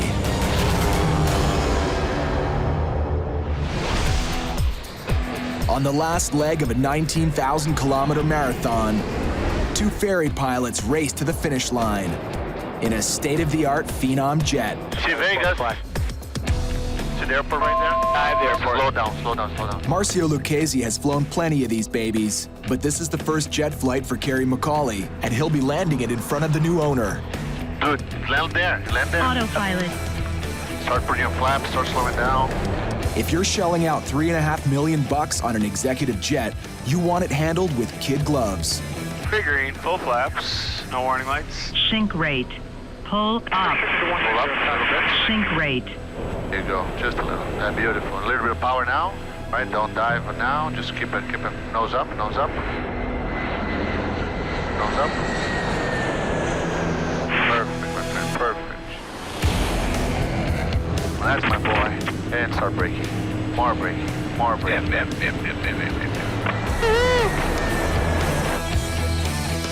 Hey, big guy. Congratulations. Congratulations with the new airplane. Thank It was you. a pleasure, huh? Hey, you guys We did a made great all set. job. Thank you so Congratulations much. to the crew. Thanks a lot. If anyone deserves to celebrate right now, it's Kerry. Oh, that tastes good after a long flight. Yeah.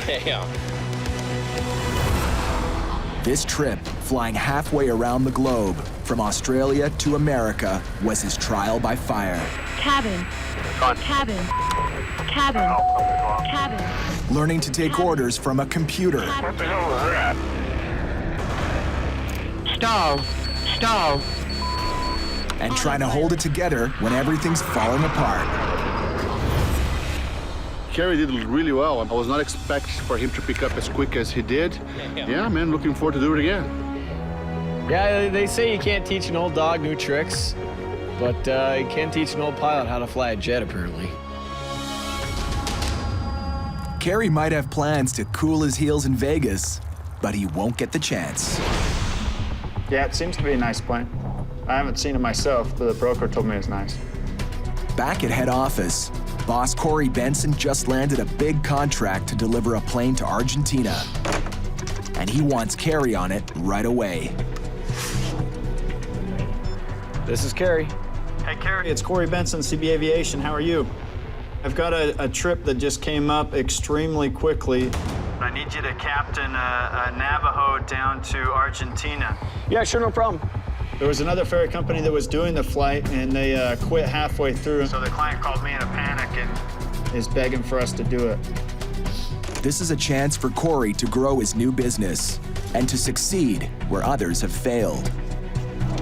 I had no idea how I was going to put it all together, but in this business, you got to be able to make things happen. The rush is on. Best case scenario for me is I don't hear from them. The plane takes off, they handle any issues that comes up, and I get a phone call that the airplane's delivered in Argentina. The plane is a 79 Piper Navajo Chieftain, a stretch limo version of the regular Navajo with souped-up engines. Kerry's back in his element with the kind of plane he's flown for 20 years. Check the oil caps are all secure. 11 in the right and then 10 and a half in the left. His co-pilot on Corey's rush job is Stu Sprung, a guy he's flown with once before. This opportunity came up very last second, but I was able to free myself up and get here in a day's notice, essentially. Stu's a far less experienced pilot with a fraction of the flying time Kerry's got under his belt.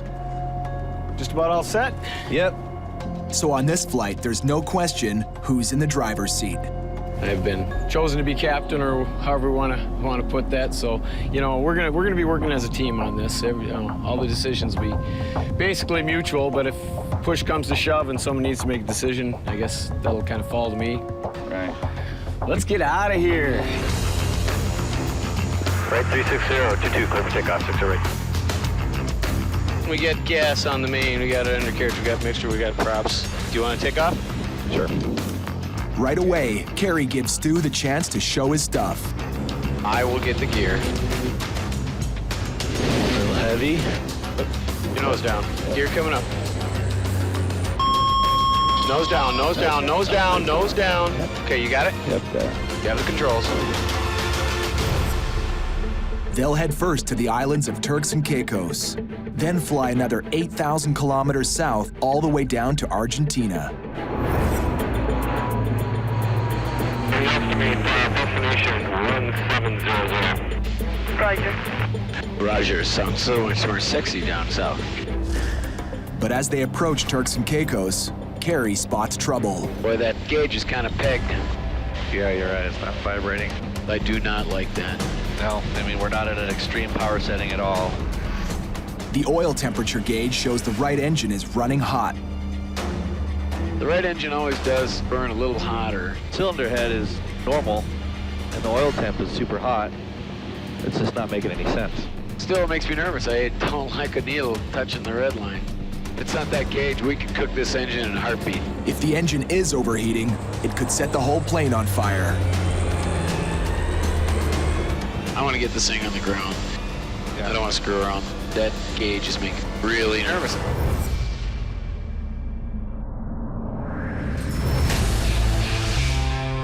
In Florida, two of Corey's other hired guns are heading out on a new mission. It's an old beast. It's an old POS. Corey's putting them in an old beater and asking them to fly halfway around the world. How about these blades? It's a little chunky. Captain Pete Zaccanino is a test pilot, a guy who lives to fly. I love designing airplanes. I love flight testing airplanes. I love flying airplanes. I love working on airplanes. I don't think there's a better career in the world. This is one job that might change his mind. Yeah, the DA's booths are pretty chapped up here. Look at this stuff. It's old. Welcome to the 70s, baby. Check it out. Oh, Daddy. You are not exaggerating. Oh, dude, from here I can see those avionics. Ka-chunk, ka-chunk. Probably half the LEDs are burnt out on it. Who knows? This 32-year-old Piper Cheyenne has been sitting in the hangar for many months. Pete's counting on his buddy Brad White to help him out on what will be a long, tough flight. We got an old junker airplane. We're crossing a huge amount of distance in a plane that hasn't been flown for months and months. And we're gonna be going through some totally hairy weather. They have to fly the old bird from Florida to the Philippines. crossing the wilds of Alaska and northern Russia before making a final push over open ocean to Manila. No way are these guys starting their trip without a serious test flight. All right, you ready? I'm ready. I want to find problems during the test flight. That way I can get them fixed here, good maintenance shop. I just don't want the problems to happen in the most remote place in the planet. Okay, everything is green, engines look good, fuel flow is normal. When I show up to a new plane I haven't met before, it's me bonding with the airplane. It's that airplane proving that it's not going to kill me. Here's 1200. Rotate. Yep.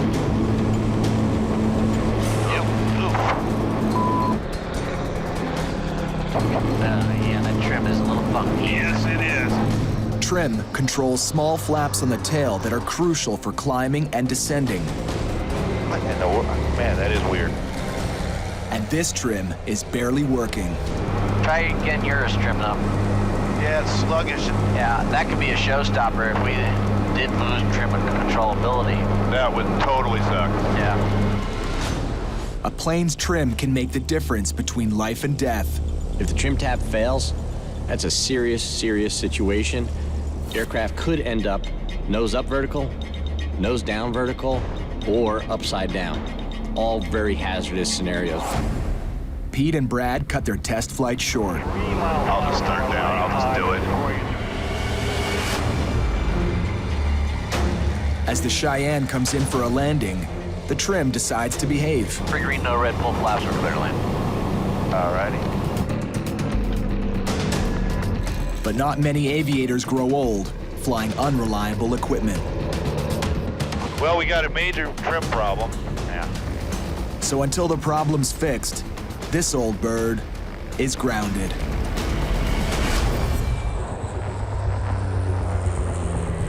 "2,700 meters over Turks and Caicos. Confirm you have the fuel inside?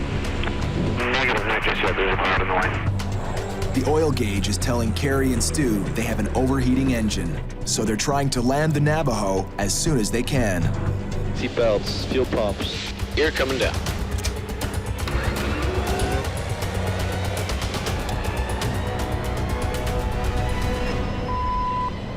Oh, man. Gotta be kidding me. They're on final approach, but Carrie's not seeing the 3 green lights that indicate the landing gear is down and locked in position. Come on, give me a green. We only have 2 lights. Ah, son of a... Dang it, dang it, dang it. All right. Now they're in double trouble. Cycle it again? Yeah, hang on. Purple Tower 608, we've got only 2 gear lights. We're gonna do a 360 and recycle our gear. Okay, confirm you're gonna do a 360? That's affirmative. By jogging the wheels up and down, they're hoping the gear will snap and lock into place. 003. All right, Come on, baby. Papa needs 3 green. 1, 2. Start up at the pool. Negative. Oh, wait. We got it. You had it twisted. Looks like it was just a loose dimmer switch. Okay, Purple Tower 608, we got 3 green. Okay, 3 green. 27608, check to land 1-way 10. We are clear to land. One problem solved. Now they just have to get the Navajo safely on the ground.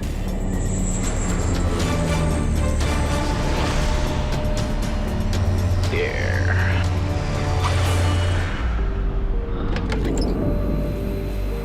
Well, I am really happy that we have 3 actual wheels beneath us. Crashing is not good. Helicopter 6606. Woo. All right, leg 1 in the can. While the plane's being refueled, they investigate. Let's take a look at that engine. Yeah. I'll record what these guys get on the fuel, too. Yeah. Well, we're gonna see how much oil we got in this girl. See if that was possibly the problem. If the oil's low, it would mean the engine really was overheating. Well, I'm kind of liking what I'm seeing. I mean, it looks like got about 10 quarts. I don't know. We can put a couple in, but she's really not burning any oil. I don't see any obvious signs of overheating on the engine. You know, no, the cowling isn't discolored from overheating. The worst case is that this is a bad sensor and we can't see what the oil temperature is. And, you know, it's a judgment call from here. As near as I can tell, we're still good to go. They're feeling optimistic until they realize how much fuel they used up on this first leg. 1, 2, 3, 400. 1, 2, 3. There's 500. You can keep the rest. I'm not liking the fuel burn. That burned a lot more gas than I thought we were gonna. It was just over 3 hours here. We only have 40 gallons left, and we were not running super hard. They push on from Turks and Caicos to the Dominican Republic and on to Aruba. There, Kerry does some new fuel range calculations. We've got to do a little checking. And Stu calls Corey to keep him in the loop. Our fuel burn, even at most lean, is way off on this thing, so we have to look at our legs again because our range is shorter, so it's not exactly the performer that we were hoping it would be. Let me know how it goes. Have a safe flight. Now their trip will take longer, so Kerry's keen to keep moving today. I'd like to file our flight plan to Trinidad. When you want to leave? We're leaving soon, right now. Right now, right away? Trinidad is closed. You mean it's closed? It's an official holiday, so you can't leave today. That's crazy. All right, well, frustration level's running really high. As a ferry pilot, I love to put a lot of miles behind me every day. I just, 1,500, 2,000 miles a day, that's kind of standard. They've flown less than half of that, and with nowhere to go, the day is suddenly over.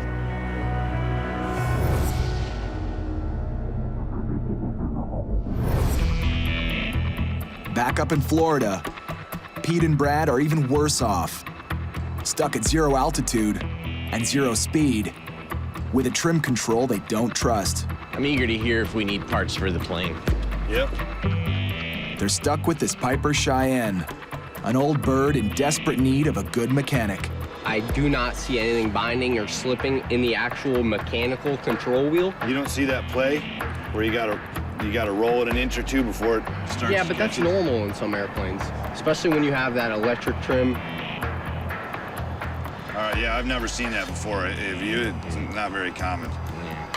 Flown a lot of different airplanes, never seen a loose one like that. Well, I think that's normal for you to have a little play in your trim wheel. The maintenance manual says it's good. You're airworthy. Gabe the mechanic thinks the trim is working fine, but he's not the one who'll be flying the plane 7,000 meters up in the air. Mechanics have killed plenty of aircraft and their crew and passengers because they've made mistakes. Mechanics are humans and they make errors, just like pilots. There's some old going on in here. I just wanted to get a look at this system. It's old, it's beat up, and who knows what's gonna surface today, tomorrow, halfway around the world. Like it or not, their departure is set for 6 a.m. tomorrow. Yeah, that's what I'm doing with this plane, is getting it to the Philippines. Yeah, I appreciate the help. But as soon as they settle in to catch up on some calls, they get an urgent message from Gabe the mechanic. I see him. I see what I think I see. I see 2 puddles of liquid that is certainly not hydraulic. That is absolutely Jet A. Gabe, talk to us. Yeah. Hey, how you doing? This doesn't look good, buddy. No, it's not good at all, actually. To be honest, the issue we're having now is we've topped off your left and right fuel tanks. Yeah. Tips and as well as the nacelle tanks. And this is your nacelle tank back here on the engine. And what I see now is you have a leak coming, a fuel leak. I see it. Coming from your left-hand nacelle tank. I see it. And it's running down a wire bundle. Oh, that's great. That's horrible. That's unbelievable. The fuel's running down this wing pan right here, and it's coming into these drain holes in the bottom of the fuselage. Dude, that's a huge fire hazard. Huge fire hazard. It's coming down. Holy horse. What's the fix for this? Our best bet, actually, is to get a professional in here. Fuel tank expert. Most pilots are pretty good with a wrench, but when it comes to fuel problems, Even the best like to delegate. If the expert comes in tonight and discovers that we have a bad fuel tank, this trip is not happening. Let's see what you got. So it should be back here, huh? Gabriel, he's gonna blow some compressed air in there, and then I'm gonna start looking around and see if I can see where this air is escaping from. Hold on, I just saw something right there. Okay, that tells me something. That's money right there. Right? See the bubble? It's an old and reliable trick. Blow in some air and let the bubbles give away the leak. The conduit right here is where the fuel's leaking, coming through. Yeah, see it. Lucky thing, Brad and Pete decided to fill up tonight instead of tomorrow. If we'd fueled in the morning, we'd have put the fuel in, taken off, blasted off on our way, and been sitting on, gee, why are we using up so much fuel at the very least? And in the worst case scenario, an onboard fire. My confidence in this plane, every time it comes up 2 or 3 notches, it gets dropped down like 5. At last, the fuel expert comes back with the verdict on the leak repair. A little good news and some bad news. Yeah. That's usually how it goes. Yeah, well, it's aviation for you in the middle of the night. We got a nut plate, which is going to be relatively easy to fix. And then we have a probe. Looks like it's cracked. We'll have to get a new one, and really can't do much with parts right now until tomorrow morning. So you're saying anywhere from a couple hours delay to maybe a full day? I would be willing to bet you're probably looking at leaving the following day. It's the same story every time. It's not your fault, Just this gets so old. Next morning, Pete and Brad head back to the hangar, hoping for good news on the parts. Let's see if we can find Gabe. What's up, Gabe? Hey, Brad. Hey, good morning. What's the deal with this guy? The good news is we did find a fuel probe in Florida. Ah, very cool. The bad news, unfortunately, is it's in northern Florida, and it won't be able to be here till tomorrow morning, guys. Are you serious? That's not gonna work. We need to get something. I mean, that's a day and a half behind. But we gotta figure out a solution, because this is getting ridiculous. The best ferry pilots will do almost anything to keep flying, even if it means renting a plane and picking up the part themselves in northern Florida. Yeah, hi. Wondering if you guys have some aircraft rentals? Is that the best you can do? That's pretty steep. That would be huge. Pete has just caught a lucky break. What's up, man? Okay, I called my buddy. He said, no, don't worry about that. I'll fly over there to their airport, pick up the part, just have it ready, give me the details. Send it down to you guys, have it here tonight. That's huge. It is huge. Yeah, Jim's really hooking us up. All he wants is fuel. Pay for the fuel, don't worry about aircraft cost. On his way. Aviation is a really small world, and Pete's pretty big in that small world, so it's not surprising that he's got people like that that'll help him out. 3 hours later, Pete's pal shows up with the missing part. Hey, Jim. Hey, Pete, it's you again. Hey, you made it. Awesome. There you go, buddy. Thank you, sir. You really saved us, and that's a huge deal. Thanks. Just the girls and safe flight. We'll see you later. Check it out, dude. Now you guys have to work your magic. We need that in tonight, test it, filled it with fuel, and make sure it's good. Looks like you guys will be getting out of here on time tomorrow. Yes. Down in South America, Carrie knows that the next leg of their flight can be deadly. If we get to the point of no return and we're screwed, we're going to be looking for options.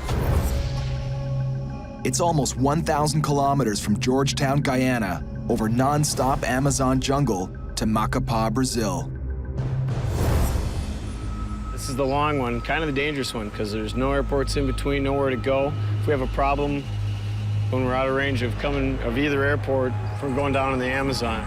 All set, Stu? Let's do it. Then we get to test our survival skills.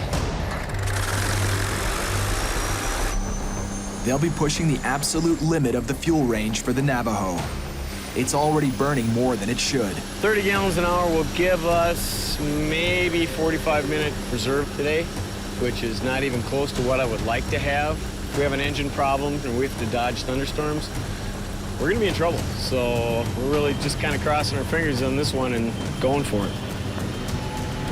85 coming up. I'll take the gear. Gear up.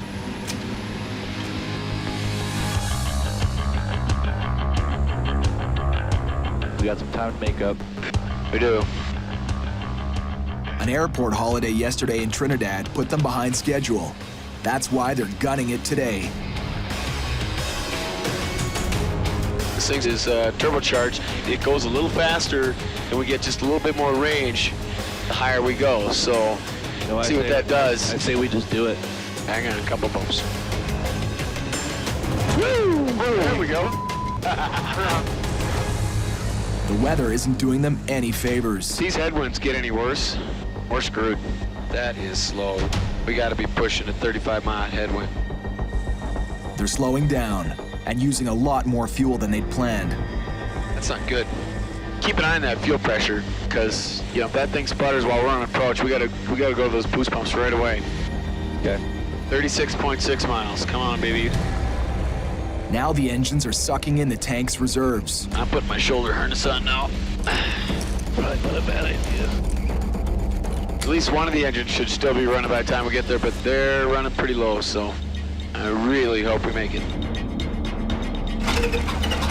Oh, there we go. Good. That's one engine sputtering. Boost pumps on. We have fuel pressure. They managed to pump just enough fuel to the engine to keep it going. Macapa Control, November 27608. Like priority landing, fuel critical. 23 miles from Macapa. Right aux tank's dead. Now we're on the right main tank, and that one doesn't have much gas in it either, so. Kerry knows he has to nail the landing, because this time there's no second chance. Come on, come on, come on, come on, come on. Okay, pre-landing checklist. Gas, not much on the fullest tanks. Undercarriage, down, 3 green, 1 in the window. Fuel pumps on. Mixture's full rich, fuel pumps on. Just a little bit more. So I think we're high enough to glide in there now. If we lose an engine. Yeah, if this quits now, I'm aiming right for the end of the runway.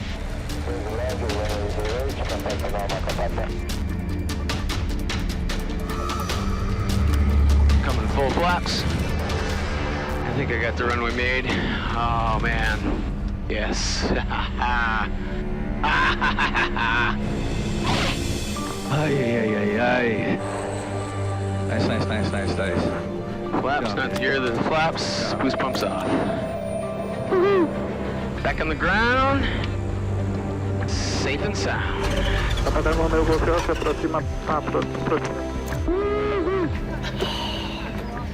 It's been a while since I've been this happy to put my feet on the ground. Yeah, no doubt. Little, let's see, buzz check. Not too bad, not too bad.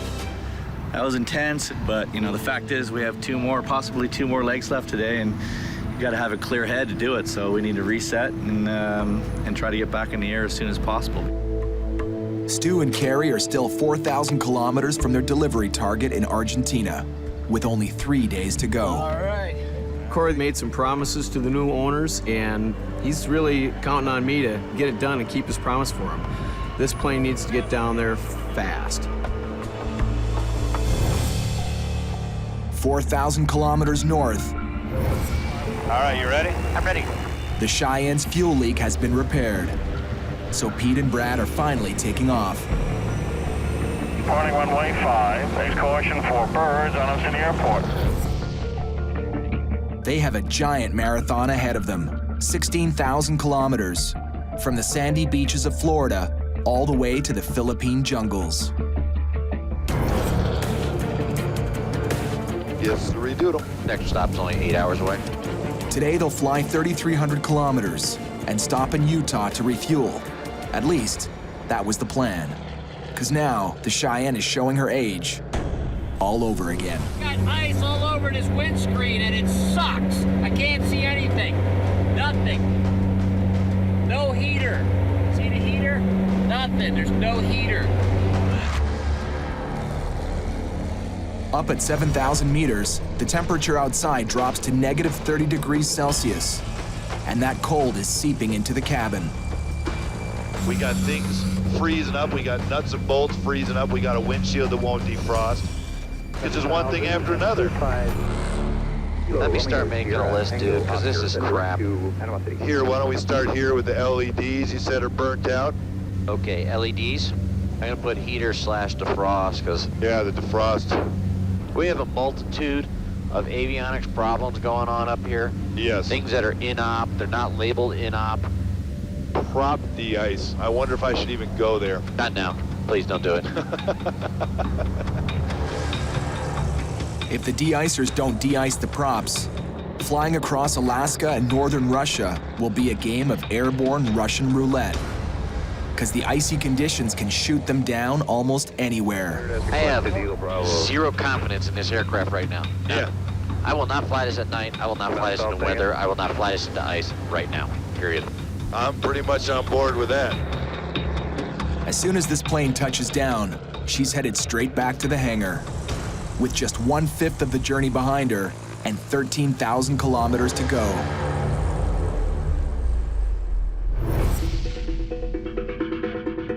In Brazil, Carrie and Stu are down to a tight 2-day deadline to deliver the Navajo to Argentina. But Stu's just met a guy who can help them big time. From Macapá to Foz do Iguaçu. Going this way, 1601. The direct was 15. Yeah, 15 something, yeah. Jonas is a Brazilian ferry pilot who's also delivering a plane to Argentina. 1545. That's 3 legs. Direct. That's You 3 can do legs. 500 each. He knows the back routes well, and he's offering to fly them over some shortcuts that'll save them a huge whack of time.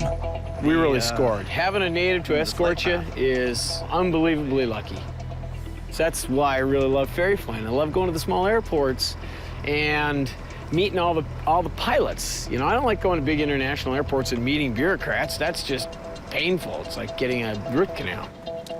Being able to fly to smaller airports, just get fuel, no flight plan, be on our way. It's huge. It's the biggest scoop of this whole trip.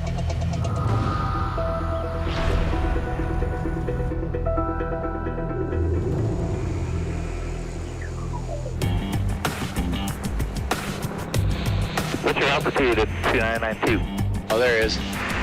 Just about 2,500. We got you. See him? Oh, yeah, I got him. All right, we got you. Thanks. And you got the next airport on the GPS? From Macapá, Jonas will take them to a tiny airport in Araguana, way off the beaten path. It's much more direct than the route Carrie and Stu had planned. The other frequency now is 12345. That's the frequency for the airport? Yeah, that's the frequency for all uncontrolled airports. Araguana. I never thought I'd make it here. Never knew it existed. There you go, beautiful.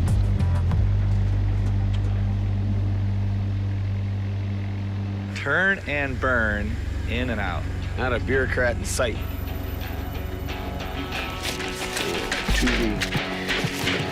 The fastest stop of the entire trip.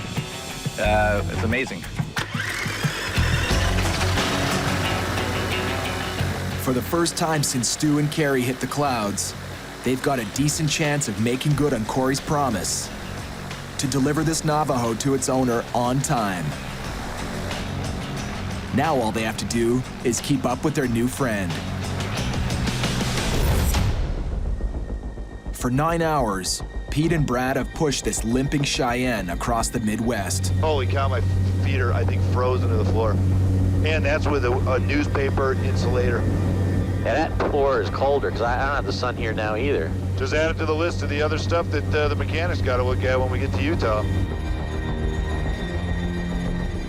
Their Utah pit stop is home base for boss Corey Benson. They can't wait to unload on him. I'm looking forward to passing him the keys and saying, all right, we made it this far, it's yours. Good luck, sucker. Good luck, sucker. Now you can see what you gave us to drive halfway around the world.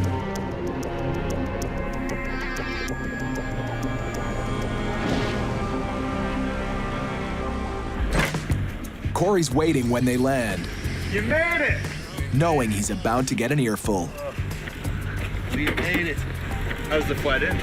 It's got all kinds of weird quirks. There's problems with the avionics, the autopilot. There's no heat in it, so we're frozen. I'm frozen right now. The right windshield just turns to a sheet of ice. Pete's sitting there scraping it the whole flight. Is that all new issues after the test flight? Yeah. It's old and tired. Corey has to get this delivery back on track. His pilots get paid, even for down days. It all comes out of Corey's $25,000 fee. It just barely got off the ground and hasn't even made it halfway across the country yet. We're already experiencing some major issues. It's got me a little nervous.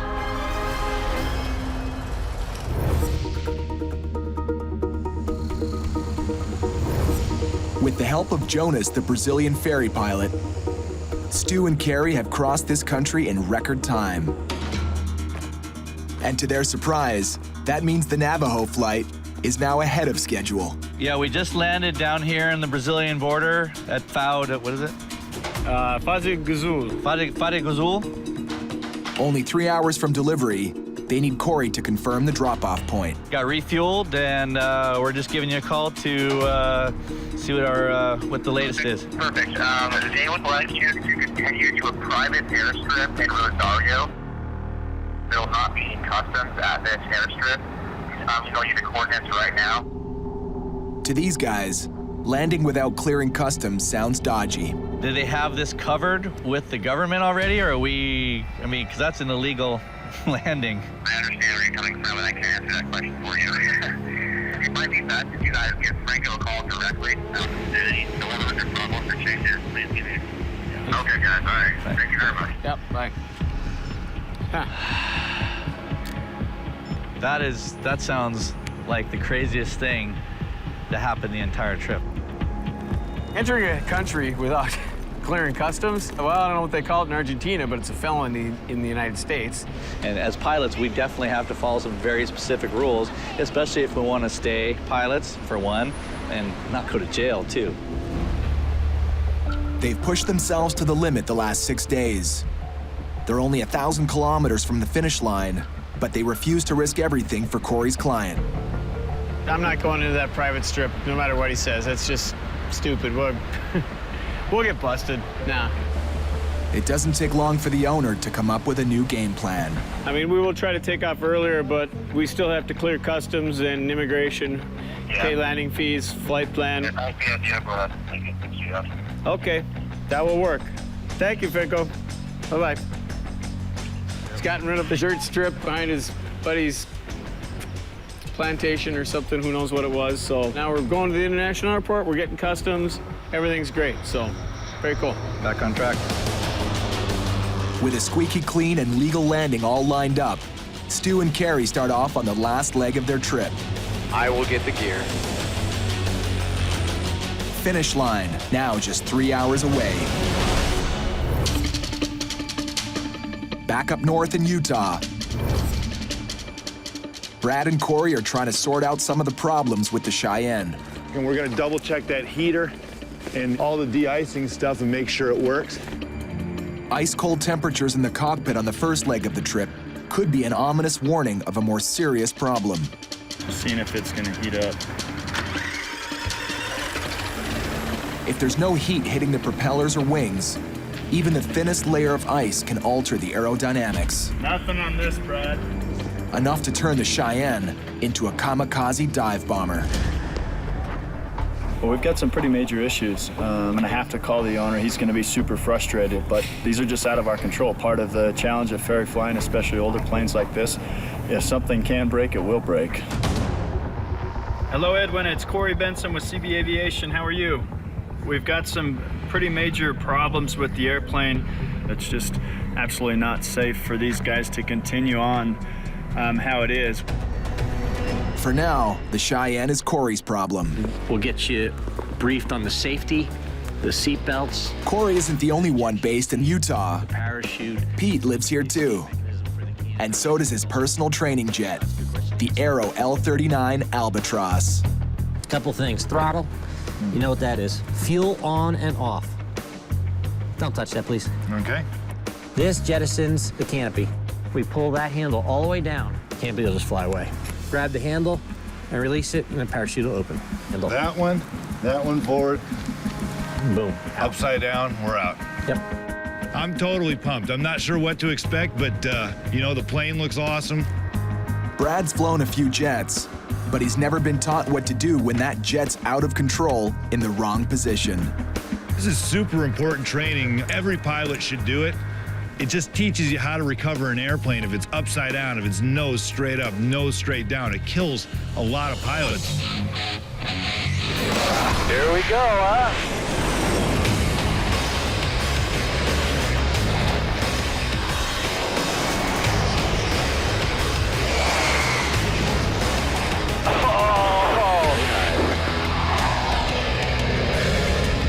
Answering eyes on the vertical up to 7,000. This is very cool. Pretty sweet, huh? Yeah, it is. I love the view, too. How much did you load it up there when you pitched up to 45? About 3 Gs.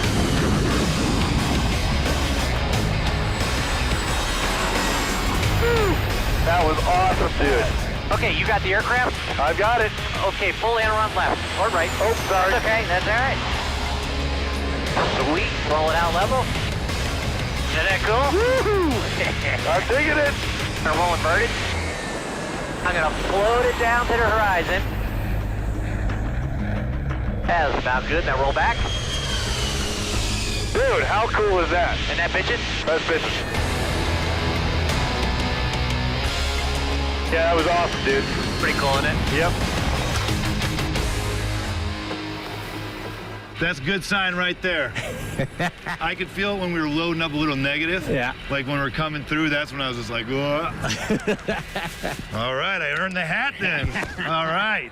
Pretty sweet, wasn't it? That was sweet, man. Yeah. God, I can't believe how it flies. It's cool. It's so easy. Yeah. Yeah, it makes was awesome. it easy. Yep. It's been a great break from flying the Cheyenne. But by this time tomorrow, if Corey manages to get the heater working, these two pilots will be sky high, back in the old bird again, where almost anything can happen. There'll be a ticker tape parade here. Want to see streamers, confetti guns. There it is. Woo! After 3 hours of smooth sailing, Stu and Carrie are about to make good on Corey's promise and deliver the Navajo on time. They've made it all the way from the United States, through South America, to Argentina in only 6 days. You're coming down. 110. Got it. 105. Got it. Oh. Touchdown! Woo-hoo. Ladies and gentlemen, please welcome the Navajo to Rosario. After 9,000 kilometers in the air, pushing the Navajo to the limit, it's finally home. Hola, ¿cómo está? Muy bien. We're here, us in the plane, we're here in one piece, it's good. Nice job, dude. All right, man. Killed it. Woo. I'm feeling pretty good. It was a long and tough one, that's for darn sure, but feels good to get the plane in the owner's hands and turn your back on it, go home.